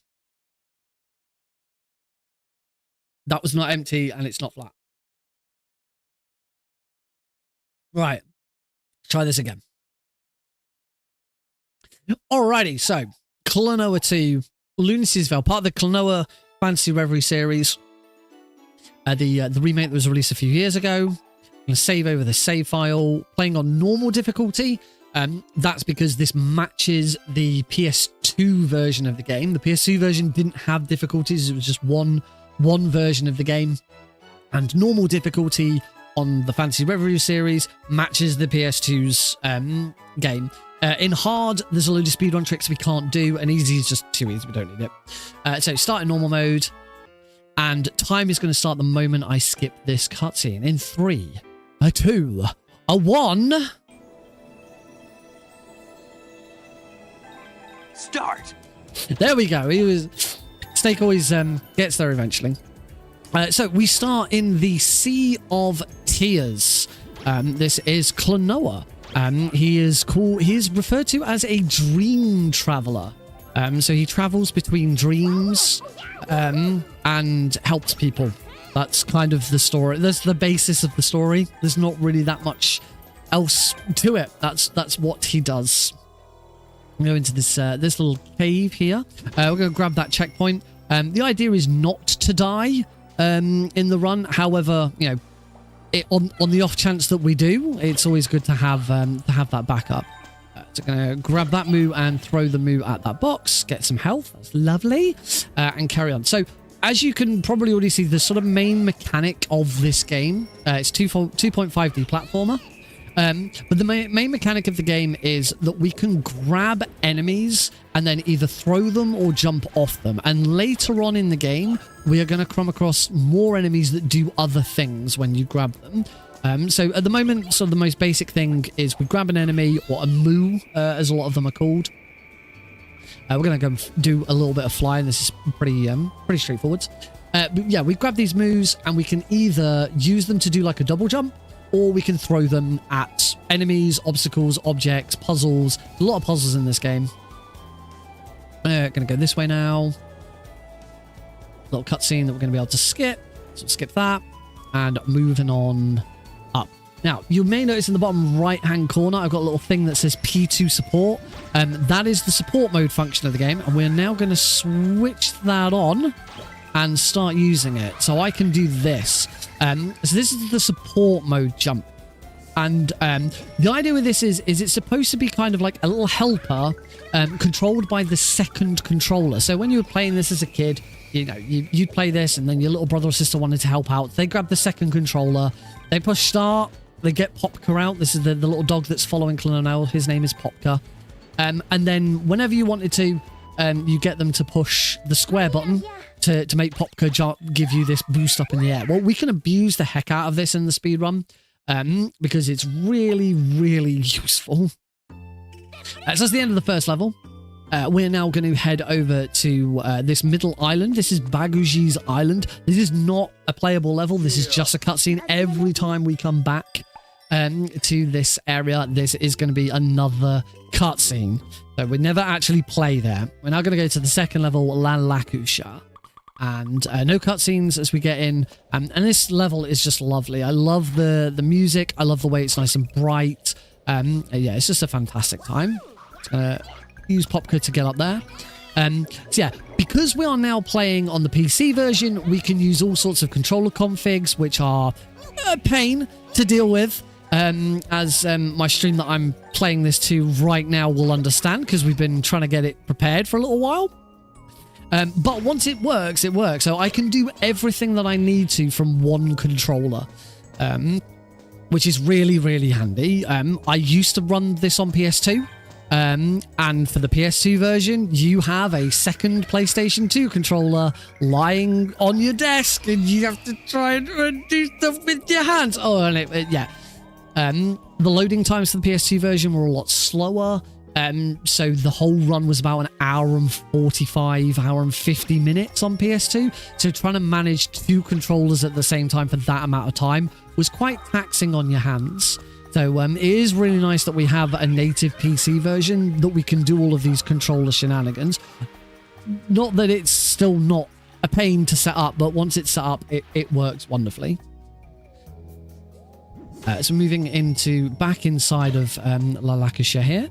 And we're going to get our first little 2.5D exploit. So what I'm going to do is I'm going to wait for him to jump. I'm going to grab him and I'm going to jump, double jump and bounce like that. And we just completely ignored the route round to the left there because we can use the 2.5D elements of the game to sort of mess around with geometry and things, and that's the power of Popka. That's the kind of trick you would not be able to do on without the support mode version. There's two versions of this speedrun: support mode, where you are allowed to use Popka, and standard, where you're not allowed to use Popka. I've always found support mode to be a little bit more interesting, a little bit more going on, because you can do all of these wonderful tricks. I mean, we've just done that one as well. One's a bit different. I do need to grab you. Actually, I don't think I needed to grab you. Oh, I've been eaten by the big worm thing. So just quickly throw that one. There we go. That's better. Here, I'm just going to wait for him to jump down and throw him. That's going to cause him to respawn, and I should be able to grab him before he jumps down again. Oh, I'm going to be careful not to take a death here. It just means I've now got this straight away. We can throw him to there and immediately hit that. It doesn't matter that he popped, and we'll throw there. So you can see, yeah, we can abuse the 2.5D nature of the game, but also the game fully embraces it. The game is fully expects you to have to deal with the fact that you're playing in a 2.5D environment. So you have that puzzle there, you're throwing objects into the background or into the foreground, and it just makes everything a little bit more interesting.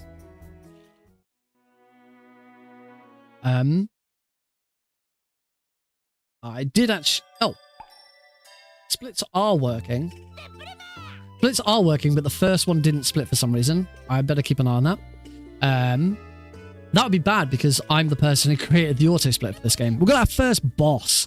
This is Fulgur and the Armor Beast. Now, the thing with bosses, most bosses are in these like arenas. Oh, this is good RNG. This is very good RNG. Oh, that wasn't quite as nice. We'll throw that one there. Bosses always have these glowing weak spots, so it's nice and easy to know where you need to hit them. And they are all very typical. You tend to be in this sort of circular arena. And the thing with bosses is they're full of RNG. As I've already complained about the RNG. There's lots of RNG as to like exactly where they're going to move and where enemies are going to spawn so you can grab them and stuff like that. The rest of the game, outside of boss fights, there's no RNG.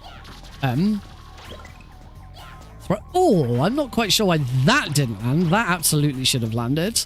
But we'll throw that one again. Fulgur's going to go into this little state here where he's just setting up for his last shot. He does a little roar, a little mechanical roar. But that is Fulgur defeated.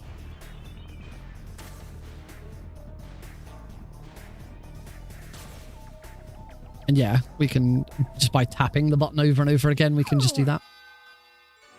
So skip through all these cutscenes. We just met our main antagonist. That was Liarina and her companion Tat. We'll be seeing quite a bit of Tat in the next couple of levels. But first is back to Bagushi. As Bagushi gives us our next instructions. So the sort of overriding plot of this story is that the world has gotten really weird and dark and sad, and we need to go and collect these elements. And the elements are all kept in different areas, different kingdoms of not Jolion. Jolion is the kingdom that we're now going to, of Lunatea.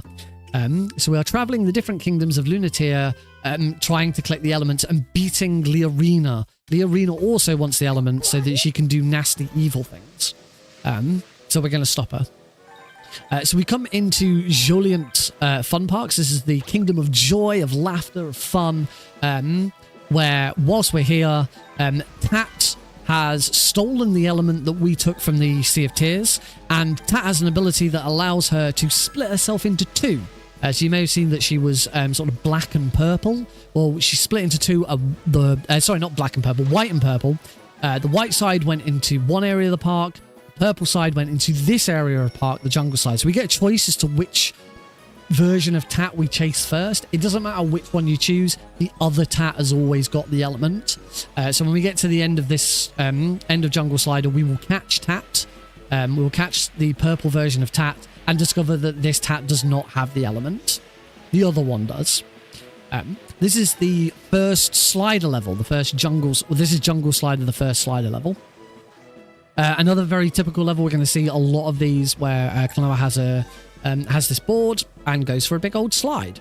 To be honest, certainly in this first early one, there's not really much to it. We don't try and grab a lot of stuff. You'll see I'm completely ignoring all of these collectibles. We're just holding forwards as much as possible to just move. And one thing I now realize is my controller inputs aren't working because there was something I forgot to change. So we're not seeing any of my controller inputs. So that's not good. Might want to I don't really want a video. Might have to restart. Sorry, folks. My bad. We're going to have to restart. I don't want no controller inputs, but also I'm not quite sure why Sea of Tears didn't split. That was also very weird. I mean, I'm mainly doing this for myself now. All right, let's I know exactly what I needed to do. Don't worry, it's not a difficult change. I just have to go into ReWASD and there's a setting. But I'm pretty sure I have to have done everything else first and then change that setting at the end. Gamepads. I think it's this one. Hide physical controller. There we go.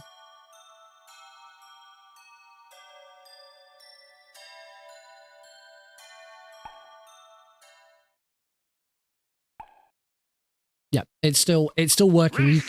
You can see the escape button in the bottom right hand corner. If I was using a controller, if I push the plus button, you'll see that change to a B. So it's now detecting I've got a controller, and as soon as I use my controller, it's going back to keyboard. Okay. So, start fresh. Here we go again. Luckily, we hadn't gotten too far. I'm going to take my shirt off because I'm getting a bit warm, actually. Woo! Da da da da da. Bow bow bow bow. Da da da da. Bow bow bow. Ba da da da now. I just need to Alt Tab and Alt Tab back in again to make sure that my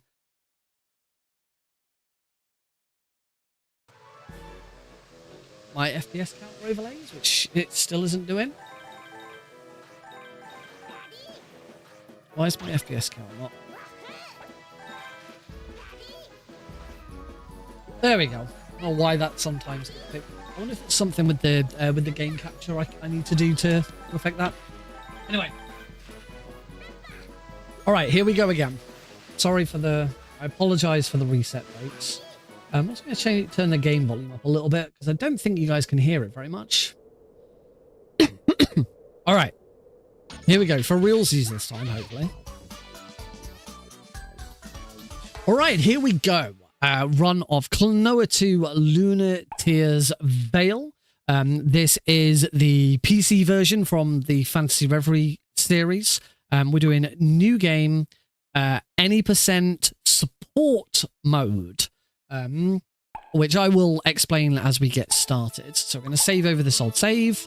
We're going to play on normal difficulty. There are different categories for each difficulty. However, we play on normal difficulty because it's what matches the original PS2 version of the game. The PS2 version did not have different difficulty settings. There was just one version of the game, and normal is what that was. There are speedrun tricks you can't do on hard, and this game is a lot more interesting if you're allowed to do the tricks that you can't do on hard, and easy is just a lot too easy. So select hard. Yes, we want to start. We get this opening cutscene, and time starts when I skip this scene. So 3, 2, 1. Start. And we have my little my little overlay there give us the start. Right, so we begin in the Sea of Tears. Klonoa has crash landed in this world, Lunatea. Doesn't really know why he's here, but he is what's called a dream traveler. So last he knew, he was asleep, and then he kind of woke up, or is he in a dream? It's supposed to be ambiguous as to whether he's dreaming or not. And we are making our way through the Sea of Tears just to get to the other side, and we are after an element that's at the other end. I want to grab... Oh, there we go, this enemy. So the main mechanic of this game, obviously it's 2.5D platformer. And the main mechanic is this grabbing enemies and reusing them. For the most part, enemies can be reused in two different ways. You can either throw them like this, or you can use them to jump up into the air like this. So give yourself a little double jump. There are some enemies that do other things when you grab them. They're like that previous room. There was a little spinny one where if I grabbed that, it would just slowly float me into the air. But we'll use the mechanics of some of those later. There's a lot of puzzles in the game, there's a lot of platforming in the game, and the game really utilizes this mechanic of grabbing and reusing enemies really, really well. We're going to see a lot of that. We're also going to see a lot of this dude. This is Popka. I've just summoned him. Technically with the second controller. The idea of Popka is he gives you a little boost up into the air, which you're gonna see right now, like that. This is something that in the PS2 version and by default on every version of the Fantasy Reverie series is controlled with the second controller. You should have two controllers plugged in, and a second player controls Popka for you. It's just the start button to get him in, to get him out and put him away, and then the square button on the second controller to get him to do this jump up into the air. Because we're playing on the PC version, we can of course use the power of input redoers and stuff like that to have it all done on one controller. I control everything from this one controller, which is very, very handy, very, very nice on the wrists. I used to run the PS2 version of this before we had access to all of that, and yet I used to have another controller on my desk. And I used to have to try and tap it with other buttons, and after close to 2 hours of a run, my hands would hurt. So it's really nice that on the PC version, at the very least, we can map everything to one controller and just have it all work nicely. It's very, very good. It's a bit of a pain getting it set up, but once it's set up, it's great. It's now in La Lucasia, and the thing I love the most about La Lucasia is just the contrast from the Sea of Tears. So the Sea of Tears was really dark, stormy and all of that. And then we get this beautiful setting, this lovely music, this very, very bright, colourful setting. And this is the reason I love Klonoa. I love the graphics, I love the style. I mean, it looks gorgeous in this remaster. The music is just superb. Love everything. Just love everything about this game. It's such an underrated 2D platformer from the PS2 era. Very, very highly rated, but not many people played it. I think a lot more people have played the PS1 original, Door to Phantomile, which is also featured on this collection. That game was also remade for the Wii, and it's just called Klonoa. And that's actually the Wii version is what Klonoa 1 on this collection is based on. So yeah, it's a bit of a funky one, but this remaster of the PS2 Klonoa 2 is completely faithful. It seems to be the exact same engine, just redone. We're going to abuse the 2.5D nature of the game by making a mess of that. Retry that. So we're going to grab that moo, and I'm going to bounce off the moo and miss. Come on.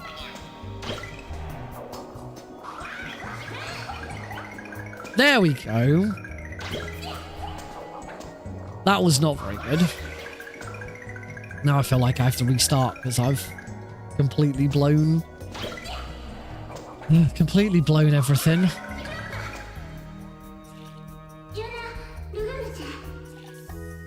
I'm dropping frames again, aren't I?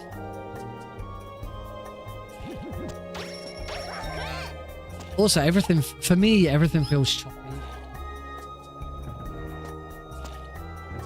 That's why I don't like playing in, I don't like playing in full screen.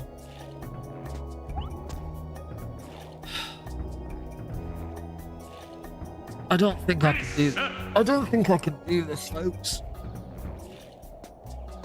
So I'm still dropping frames. I think we might just have to leave this.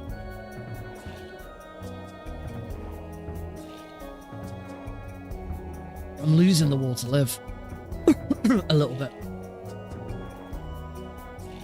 Oh, I don't know why we're dropping frames again. Oh dear. Oh.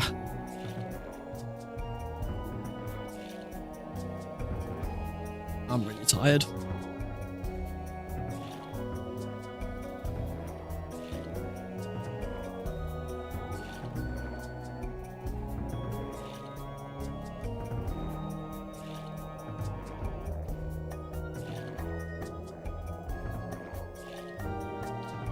It's a shame that I've kind of spent so long getting this set up, and I'm now going to give up.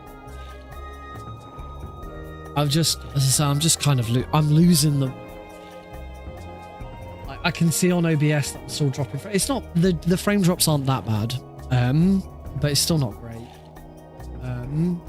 I need to look at what I'm doing with uploads, because with streaming, because yeah, my upload speed is just nowhere near what it was before. So I need to reconsider that a little bit.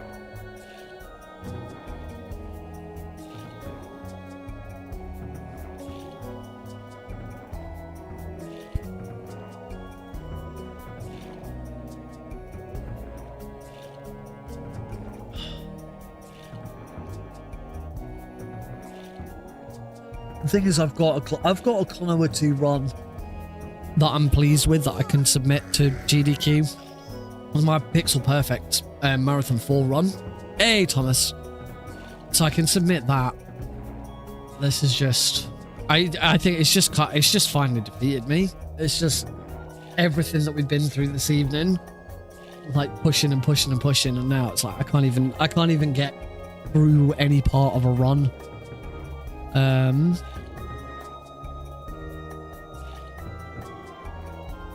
I mean, am I even... Sorry, just seeing Twitch over on the other side. Yeah, we're still going. I need to have a look at OBS, cut things down a little bit. I still want to stream to YouTube and Twitch, because it's good and it's all set up to do it. It's just difficult because my upload speed is just not matching what it was. Trying to think what else. We could finish an hour early, but it kind of feels a bit off. I don't really know what else to do.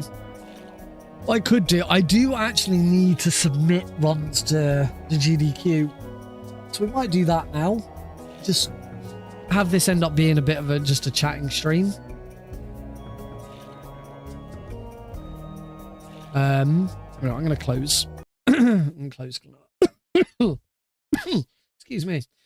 All right, yeah. Let's just chill. Let's just chat. And yeah, I'm actually gonna get my SGDQ submissions that I can do set up.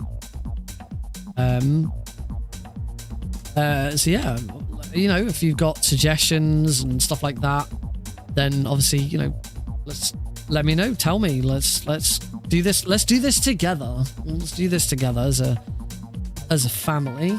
And I've got some music on as well. Figured we could do with a little bit of music as well to sort of brighten the mood a little bit. So better log in.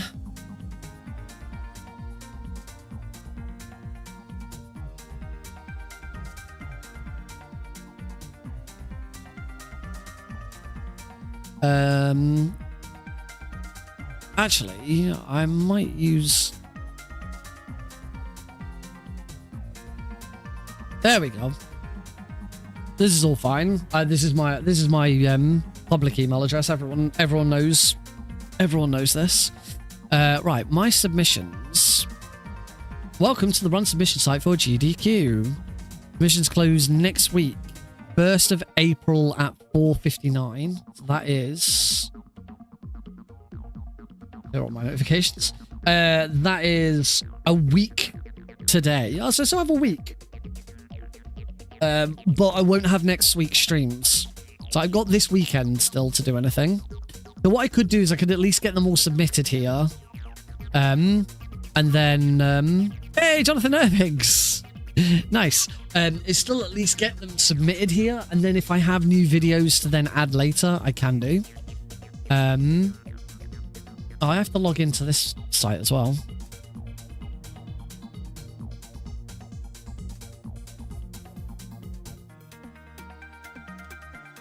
Now, question is, I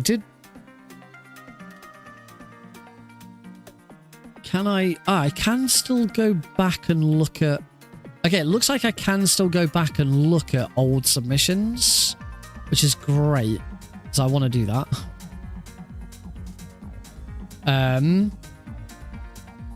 That's the second submission, speedrun stage. So SGDQ 2024. Anyway, AGDQ 2025 should... No, that's the second submission. On the first submission period. Awesome Games Done Quick 2025. There we go. That was the last event I submitted for.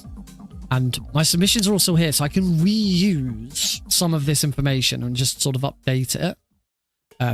Which is cool. So, let's go into Summer Games Done Quick 2025. I am an online runner. Upload speed is not great, as we've discovered. Let me just do a quick speed test. Run speed test. It's going to be really my speed test is going to be really bad now because I'm currently streaming and uploading.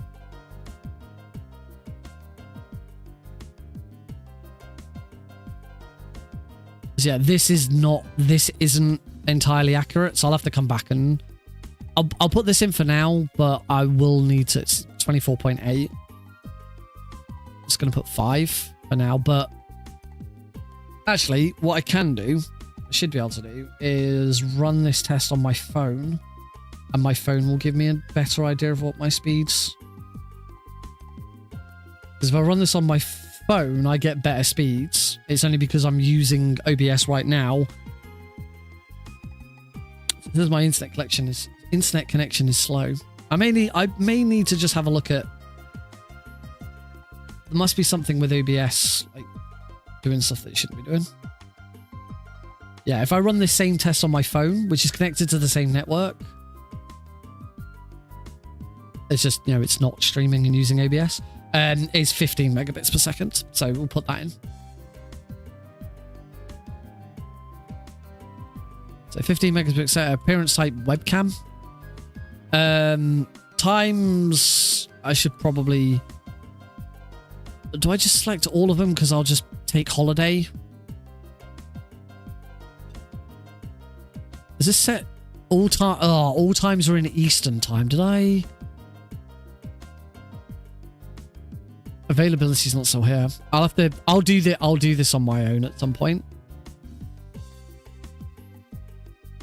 Or do I have to select something? There we go. I have to select something. I'll do this availability on my own at some point.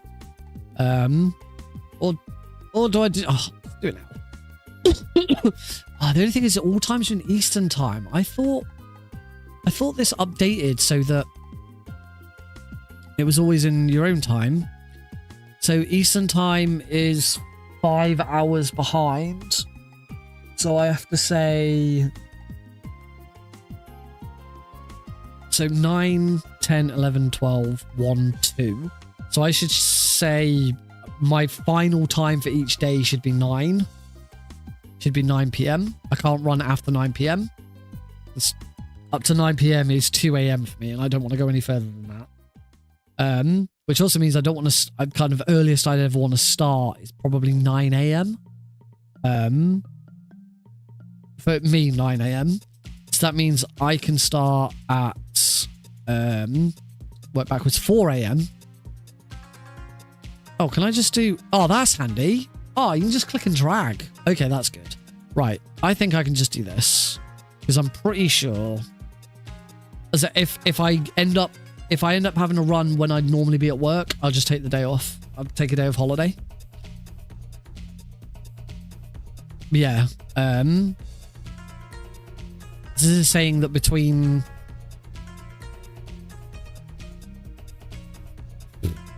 yeah, 9, 10, 11, 12, 1, 2. So that's up to 2 a.m. 5, 6, 7, 8, 9. From 9 a.m. in the morning to 2 a.m. the following morning. It's just between 2 a.m. and 9 a.m. I'm not available. My time. So we'll do that. There we go. That should be fine. Right, submissions. Add game. Game title. Let's get the first one out of the way.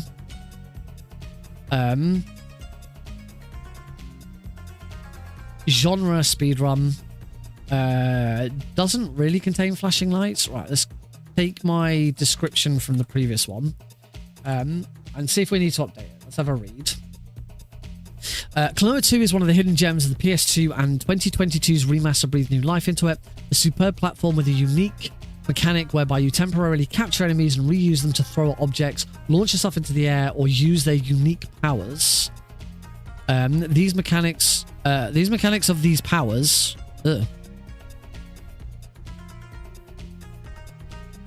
Let's say these powers provide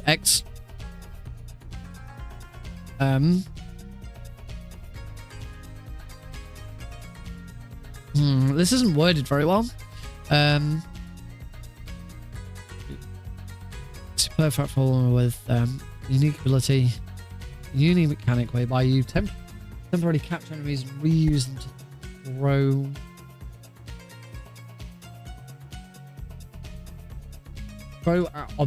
objects and enemies, launch yourself into the air, or use their unique powers. These mechanics allow for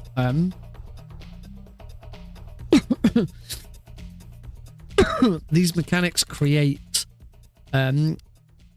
excellent puzzles to solve or platforms to traverse, and it's a wonder to see how the powers are used in different ways. Cut that down. The game boasts gorgeous visuals that really pop in the remaster, an awesome soundtrack, and really tight controls. Speedruns are mostly about tight movement, avoiding errors, finding innovative ways to bypass some of the puzzles, using the occasional glitches for our advantage. But small support mode breaks the game even further. A player to assist function that gives Klonoa a boosted jump, uses support mode to make big skips and traverse the world in ways the designers never considered.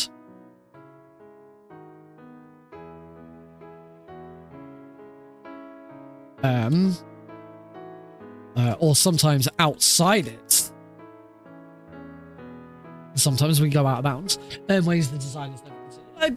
That still works, I feel. Content warning, there isn't one.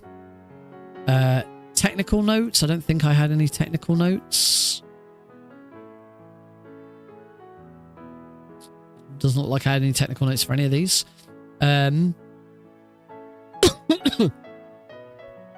It's only used by the production team, not an issue. Right. Categories. So category name, any percent normal support mode, video URL. I need to now go into my actually playlists, Nick's marathon appearances, And I want this one. So this isn't my PB. This is my run from Pixel Perfect, which was really, really good commentary. People told me afterwards that it was really, really good. And it was partly because I was sleep deprived at the time. RTA estimate. What did I give last time? My RTA estimate last time was 1 hour 45 minutes. Sounds about right. This run was about 140. So add 5 minutes. That's about right.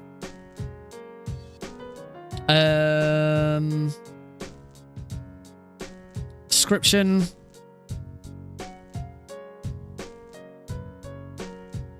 Beat the game as fast as possible. Normal difficulty, including the two... Oh no, that's the wrong description. Beat the game as fast as possible. The normal difficulty matches the PS2's original's only difficulty. Support mode gives us use of Popka. Gives us the use of Popka, a support character can slow a super high boost in the air, having some interesting.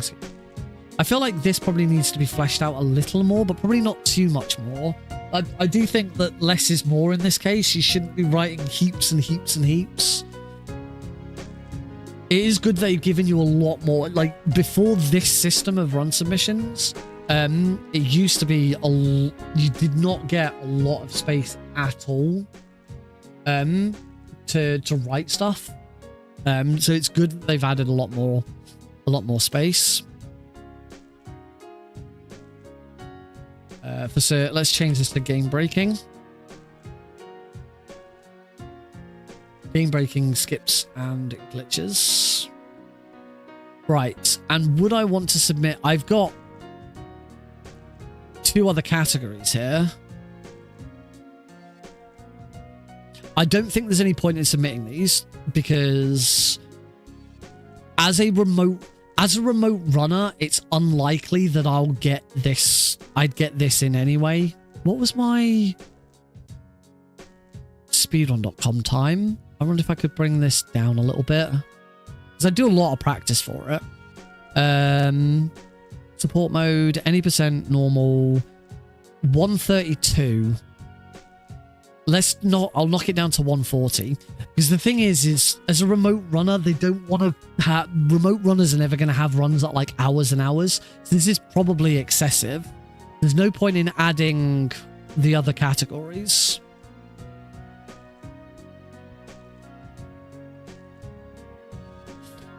Right, so next, Metal Gear Solid 3 Snake Eater, platform, PC. This game contains flashing lights. Description. Now, this submission right here that I'm now writing out, this got put onto backup at Awesome Games on Quick, so I know this can already do it. So I'm not actually really needing to change anything.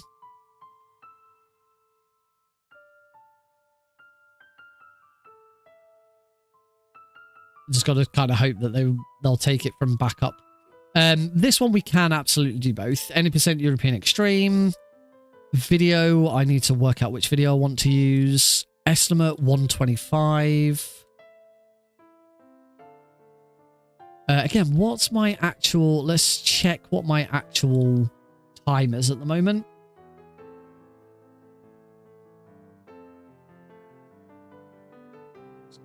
Save live split. Get rid of it. It's my actual time. It's my IGT. This is... Oh no, this is very easy. Whoops. European Extreme. Thought I was a bit high up on the European Extreme. I don't think this is my best, actually. I'm pretty sure I've done better than this.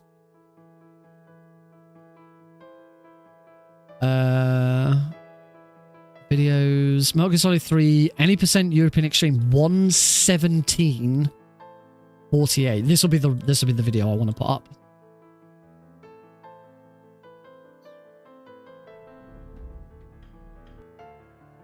Oh yeah, this was my run from. I don't want to put this video up. This is my run from. This is my run from. Lifeline for Linear. This is my Lifeline for Linear run, which ended up being a PB.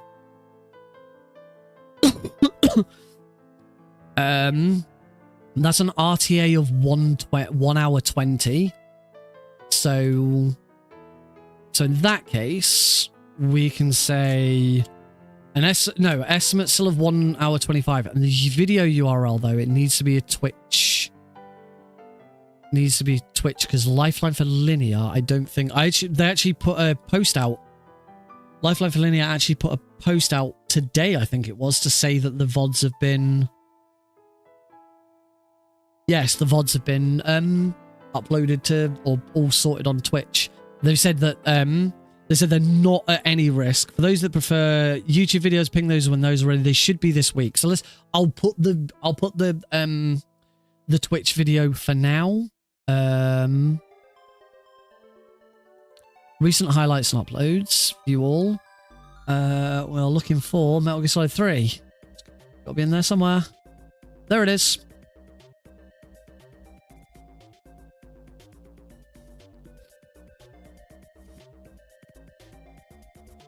Let's just share. Oh, do I want to? All right, everyone, welcome back. I hope No, that's fine. you're having. Apparently, it does not want to load. Anyway, it's fine. I don't need to. There I am. Right. So video URL this. RTA estimate should still be 125. That sounds.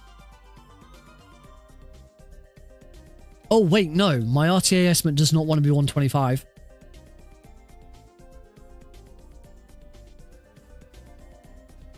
My RTA estimate wants to be whatever I got to around here. Which is just struggling to load. There we go. 109. So I can say 115. I can give an estimate of 115. That's nice. That cuts that down. Right. Description. Any percent European Extreme. Do we need to update this any further? Complete the game as fast as possible on the hardest difficult instant game over if spotted adds a huge extra level of get rid of the word huge. So adds an extra level of challenge, making stealth an absolute must. Boss battles vary wildly, with some kind of fantastic aim and timing, some with very weird or convoluted methods for looping and beating them without fear or retaliation. Or something you just choose with very gimmicky strategies. Let's have a look at the game description. A masterpiece of game-making storytelling, which takes us back to the 1960s into the jungle as we witness the origins of Big Boss's story. Thanks to the Master Collection, we finally have an... I can probably get rid of that line now. We sneak through the jungle, take on some epic boss battles on the way to save the world from a terrible nuclear war.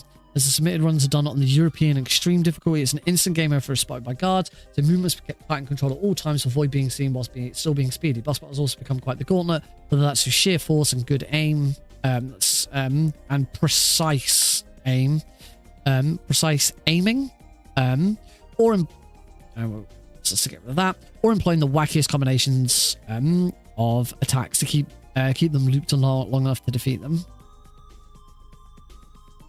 Yeah, that sounds fine still. Again, this got onto backup last time, and it also got into disaster relief done quick, so that should be fine. Right, and then we want category name.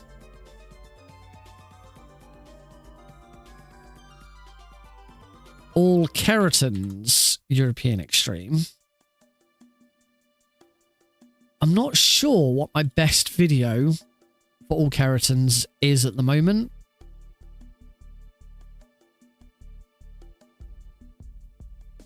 Because I have to go quite far back. So I think that's a very easy run. I have to go quite far back for that.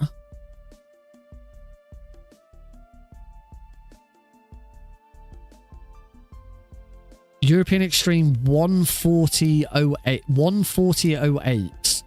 Apparently it's the world records. Carry extensions. All keratins.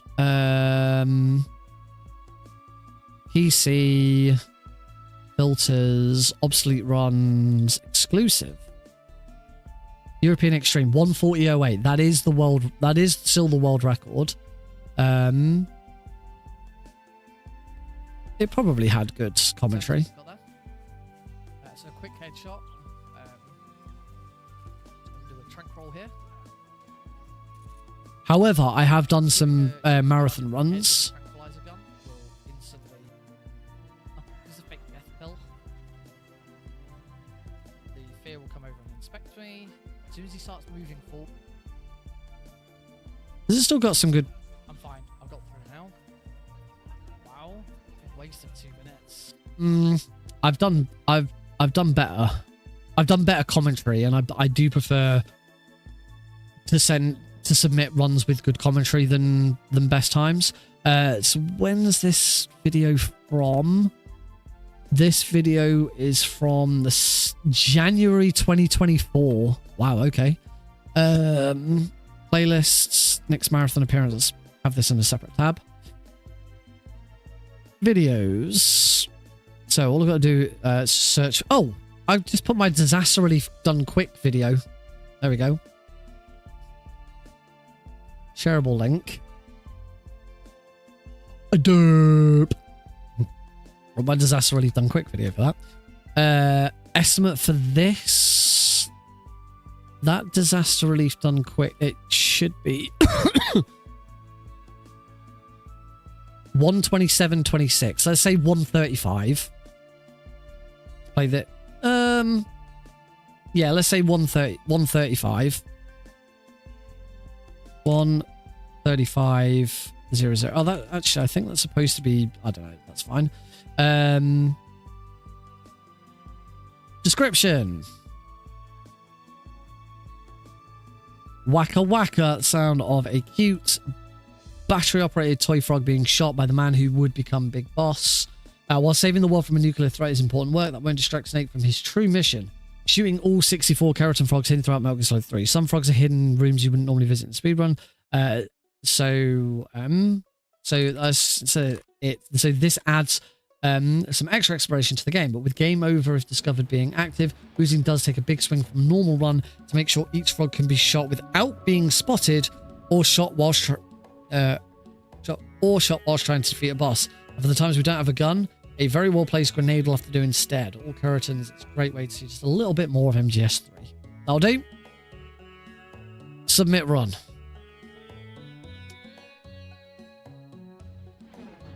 I believe. Yeah, you can update them. I'm pretty sure it used to be that if you wanted to update them, you actually had to delete them and do them again. Right. New game. Game number 3. We got Unmetal Mini Ghost. I'm not submitting Metal Gear Solid. My fifth game is either gonna be Flashback or something else. It's only going to be Flashback if before Thursday's stream I can actually get my Sega Mega Drive working. So let's move on to Unmetal. Why not?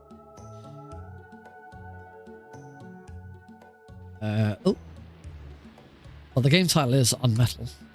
Platform PC, speedrun, description. Let's have a look at this description. This probably hasn't been updated in a while. Unmetal is a 2D indie action that pays homage to the 2D Metal Gear games on the MSX and is itself a successor to an MSX game. Let's get rid of that. We don't need that bit. No one cares. The MSX tells the comedic story of Jesse Fox, who is definitely not an elite commando under arrest for a crime.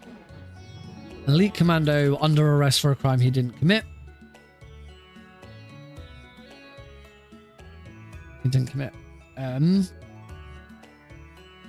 Jesse must escape a covert military base using his wits, fists, and ability to MacGyver mundane objects together to create weapons and tools. The game plays on tropes of the stealth and action genres, because there's two genres there, to hilarious degrees, but retains the right to be a very tightly designed action.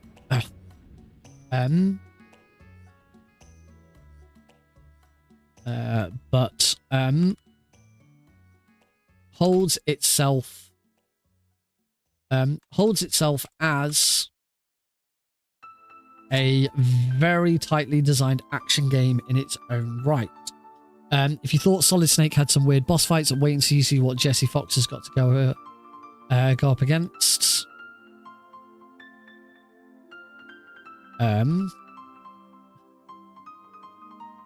Sewer monsters. Let's actually describe them.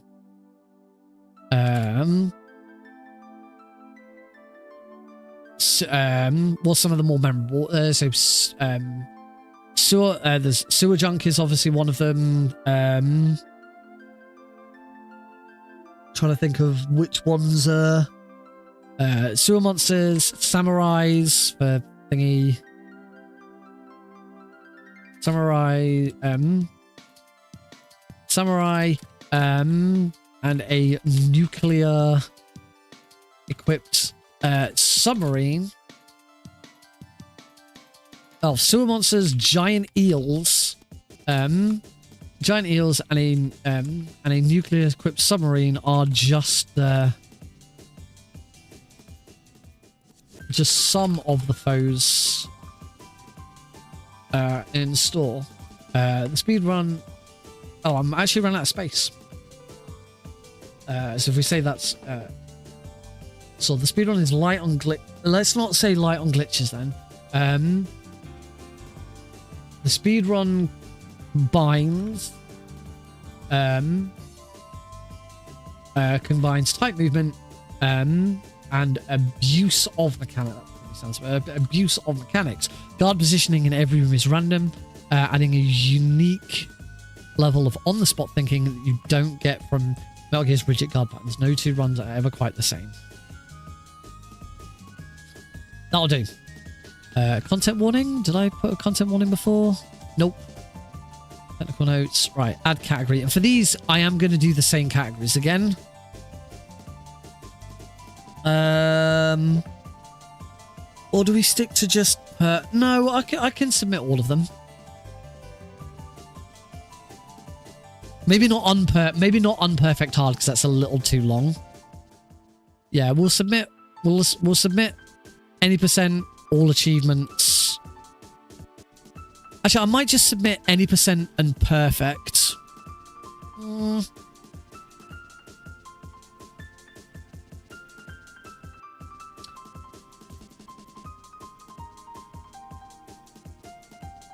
Yeah, I might just submit any percent and perfect.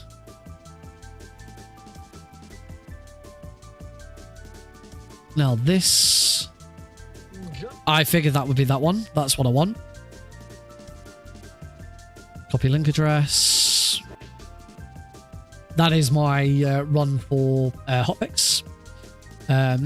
Estimate should be 55 minutes.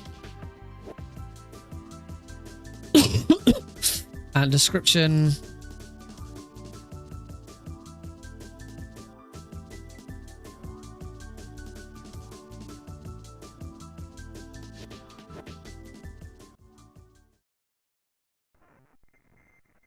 Yep, that should be fine.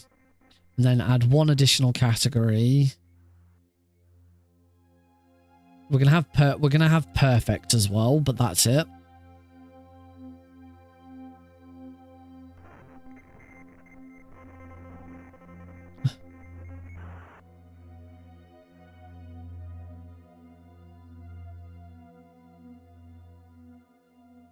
Now this video is probably quite old.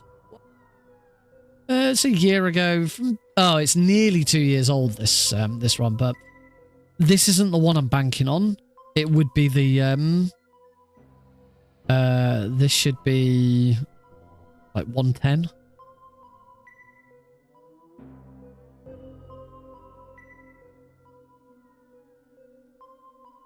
$110. This isn't the right. This is. I'd be banking on the any percent hard run to get in.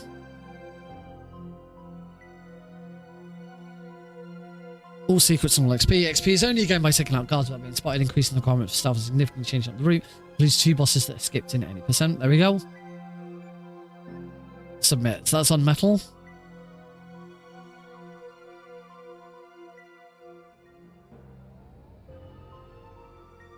I can add incentives to a run afterwards. All right. Mini Ghost next. Now, Mini Ghost I had said that I'd given up on, and I'm not really doing anything else with it. The advantage of submitting Mini Ghost to this though is it's a very short run. It's probably the shortest run that I'm very good at. If I go to my runs on online, yeah, we're looking at runs that are like around the half-an-hour mark. Flashback, while considering flashback. Because as I said before, as a remote runner, they don't want you. They're not going to put you on for hours and hours. They want remote runs to be relatively short, so they can get on to the next. You know, they don't want remote runners taking up too much time when they've got live stuff that's going on. Metal Gear Solid was at the last one. Gas of Illusion I'd considered, but I'm 17, so and also I've only got 1 slot left. But this is the thing: Mini Ghost, 2 very, very short runs, and if they just want something short and sweet, Metal Gear I just can't do consistently. I wouldn't want to put that in. Twin Snakes I've already done. Chi Charles I'm not very good at. There's only the Enders I wouldn't want to do. Wacky Racers I wouldn't want to do. Metal Gear, I've considered Metal Gear MSX or Ground Zeroes, but they have been in sort of recent ones.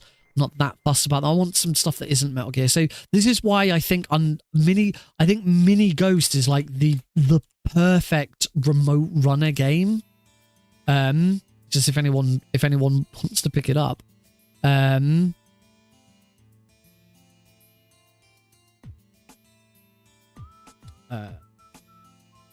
So originally released on the MSX, Mini Ghost is a cute space-themed Metroidvania which got a PC release. I can get rid of that. We can get rid of all of that. Ghost has been hired to destroy an out-of-control computer managing a space station. Ghost. We could probably get rid of that line, actually. Not that. That's not that fun. Ghost infiltrates a mechanical labyrinth, avoiding enemies and pitfalls, gathering upgrades and items, and collecting keycards to grant access to the eventual bosses. The run sees good route optimization to carve the quickest path through the maze of rooms. RNG is present with collecting cubes that are used to purchase necessary upgrades. Getting out of the way to get extra cubes sometimes a necessity. So let's, rather than saying going out of the way, so routing effectively to get enough cubes is a necessity. Sub-weapons collected from downed enemies. Down enemies would normally provide some extra variety, but just going for the biggest, most devastating makes the boss battles a blink and you'll miss a moment. Not quite sure why that wants me to do that. Oh.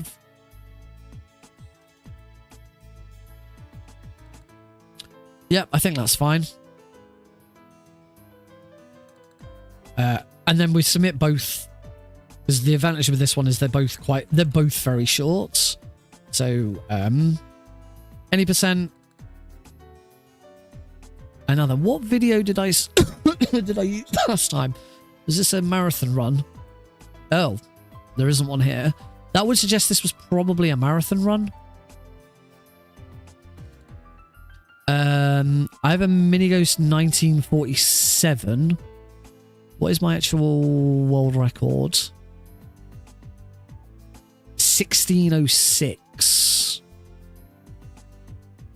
I don't want to search across my channel. I just want to search in... I don't think I can search just in here, which is a bit annoying. Well, I suppose I can just do that, can't I? Right, Mini Ghost 100%. I'll probably use that one. It's my Insta Speedathon run. That was pretty good. So that's the most recent. Mini goes to any percent. That's 24 minutes. That's 23 minutes. That's probably a better run. We're going back to 2023 here. The only thing is this is quite... Thank you very much. Hello, everyone. How much damage I take? I'm going to head to 8. It's quite slow. It's quite slow. 19 minutes compared to my world record of like 16 isn't great. So let's actually have a look at my world record. Because this run is only from 10 months ago.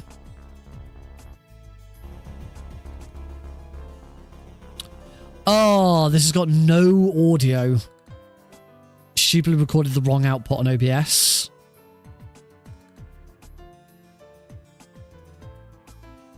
Okay, so I can't use, definitely cannot use that one unless I go back and like add my own commentary to it. It isn't going to be worth it. So what I might do here then is a look at exclusive. I have a 16:21 here. It's formal world record. There's no commentary. All right, onwards to piggy bank. Protection. Protection, not only does protection increase your max health, it increases your current health by the same amount. So I'm fine. Phew. Rockets. I need at least one more. 2 more would be nice. But as I kind of discovered last... No, it's gonna have to be... I think it's gonna have to be this one. That Pixel Perfect one was an attempt at 100%, which went horribly wrong. That's a 100%.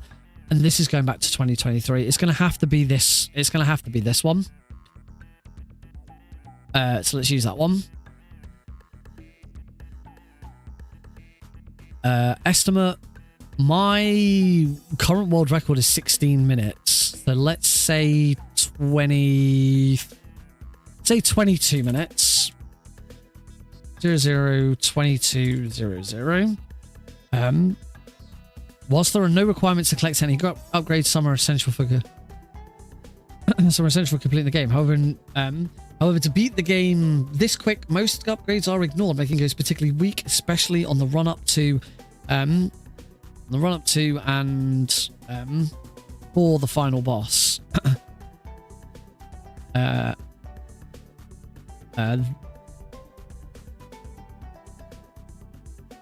The run requires good knowledge of movement, and as all of the final boss's attacks are random, you need very quick reactions to avoid taking too much damage in your vulnerable state. Yep, happy with that. Additional category 100%. So for this one, I should. This goes back to April 2024, but the commentary for this would have been great. Except I can't hear it.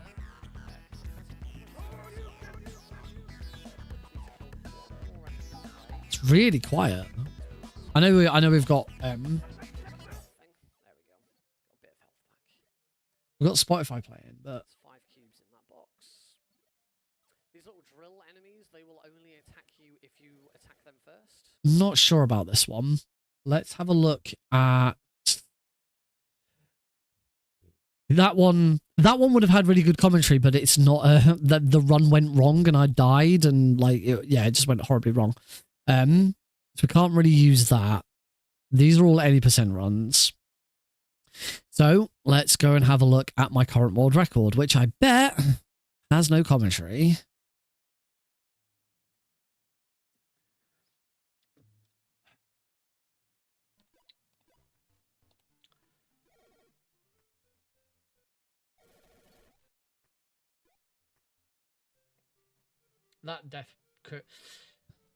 These are the kind of runs that I now hate doing, because it's like if I get to the end and I'm like, 10 seconds off sub 30, but like, oh, if I just hadn't had that death right at the start, I'd be fine.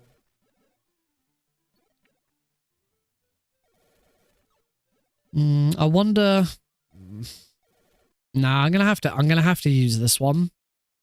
It needs commentary. It needs something to it. What's the timing difference? Looking at 29, and this was done in 30. Ugh. I think for this, I think for this one we go with this one, because if they want to see some quality, if they want to see how good I am at oh my god. If they want to see how good I am with the commentary for it, they can watch the any % run, whereas this is a better timed run. And we can say 35 minutes for this. Let's do that. 0 0 35 0 0.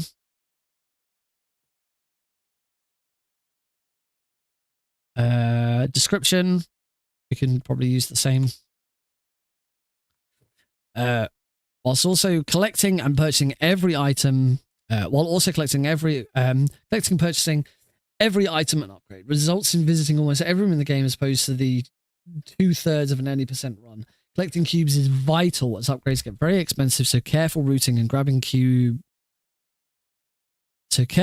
routing around grabbing cubes and getting cube collecting upgrades early in the run are essential. So instead of saying however, a lot of this time is then offset by the fact that Ghost is extremely powerful with every upgrade. So boss assembly simply melts towards the end of the game. Submit. There we go. Right. That's 4 done. That's 4 games. I'm going to start playing this again now. That's 4 done. So the final game that I submit is going to be down to whether or not I can get my Sega Mega Drive done properly so that I could actually do a console run of flashbacks. That's going to be Thursday's stream. I should have a look at incentives. I do. Yes. Sweet. So Klonoa 2 will have a costume choice.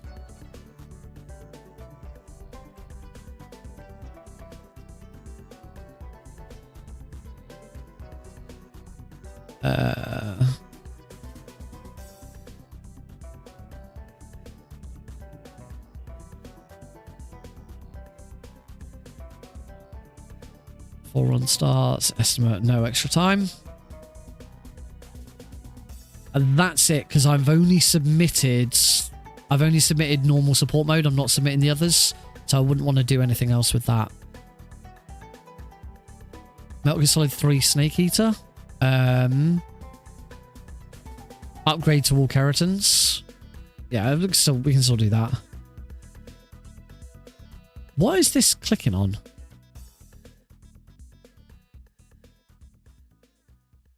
Okay, I'm not quite sure what was happening there, but so upgrade to all keratins. No video URL is required. Estimate is an extra 15 minutes. Incentive deadline before run starts, and description would require accepting the any % run submission and then having the all keratin submission as an incentive. Relevant categories. So the relevant, we'll say for both. No, it's the relevant categories for any % European Extreme, but then upgrade it. Yep, that's that one.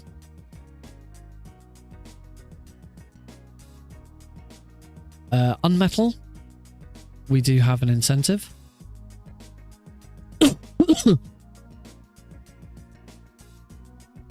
We'll have the Jesse Fox costume.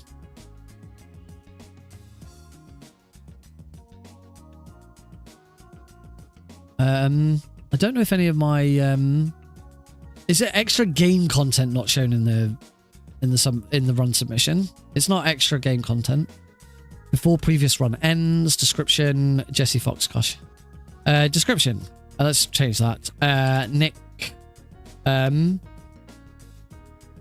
dresses as main character Jesse Fox for the run. Relevant category, any... That's that one. Add an incentive. Let's say upgrade to perfect. It's the estimate. Estimate difference depends on what I actually...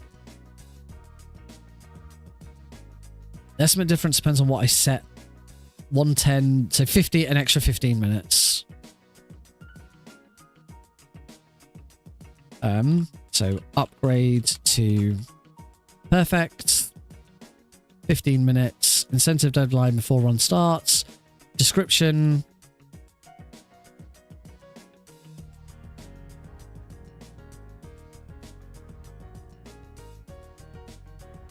Let's just borrow the Metal Gear Solid 3 one again. There we go. Would require accepting the 80% run submission and then having the perfect submission as an incentive upgrade. So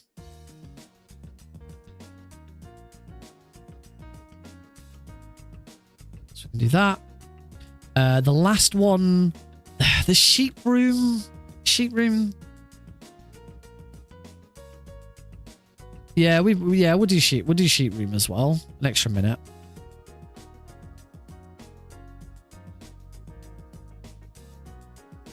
This does need a video URL actually.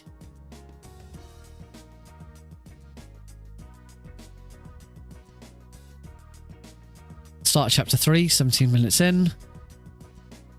Adds an extra minute. If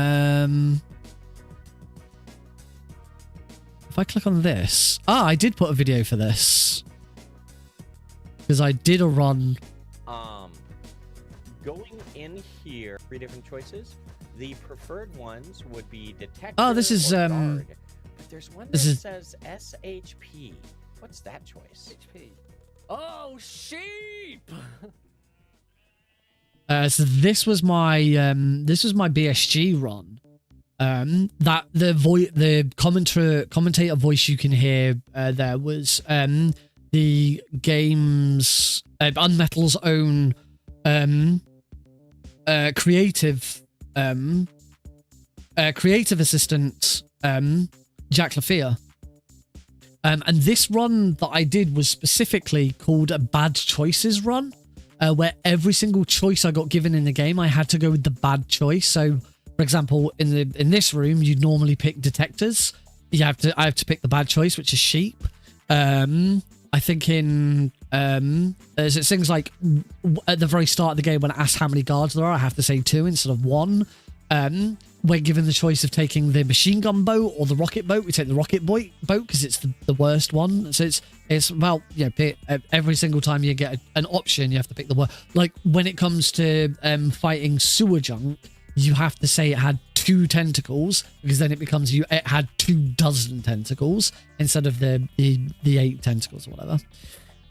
So we've got the video URL for that. Relevant categories is I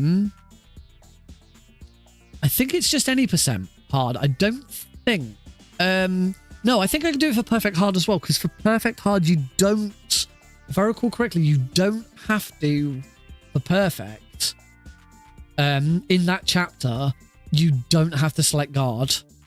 It's only unperfect where you have to select guard, because it becomes like bonus. It becomes like bonus XP. I'm going to double check though. And the way I'm going to double check is with my own notes in the Unepic Games Speedrun Wiki. If you've never seen this before, this is the Unepic Games Speedrun Wiki, which is a wiki I have built exclusively on my own. Anyone can edit it, but no one else ever has. It's not got a huge, like, Unepic, Ghosts, and Pamperson's got a little bit of stuff in it, I think. Not that much. Mini Ghost has got a little bit of stuff in it. I never really did much with Mini Ghost because I didn't. Oh, it looks awful. I wrote a load of stuff in about it, but like the any percent guides. If I recall correctly, the any percent guide which doesn't want to load is apparently just simply. I'm pretty sure it's just. Yeah, just watch a run because there's not that much to it. Anyway, this isn't what I'm here for. Yeah, I can simply learn by watching a run. But yeah, I put in a video where all the mines are. Anyway, that's not what we want. Unmetal.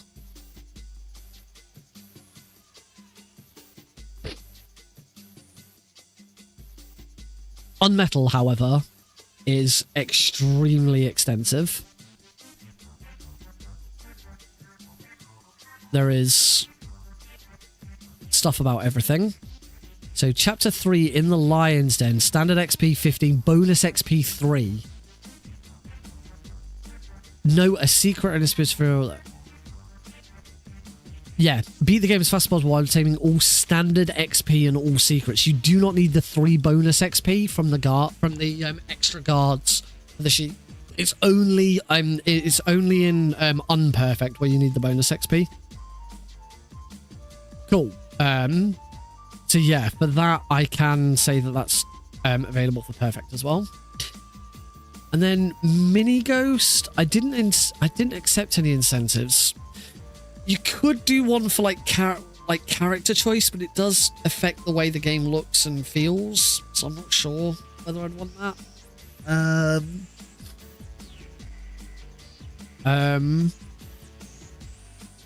I suppose actually I could. What was the time difference between the two categories? 17 minutes. I might as well do that incentive then. Upgrade to 100%. Estimate 17 minutes. Incentive deadline before run starts. Description. Again, we'll use that again.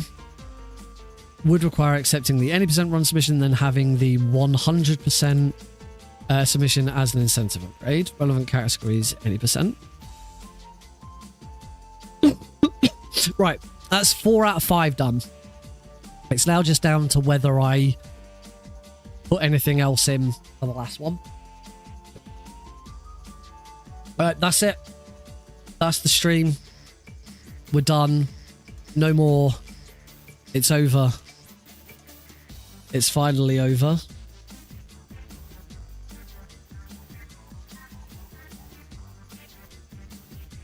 Night, everyone. I'm just going to end because I'm tired.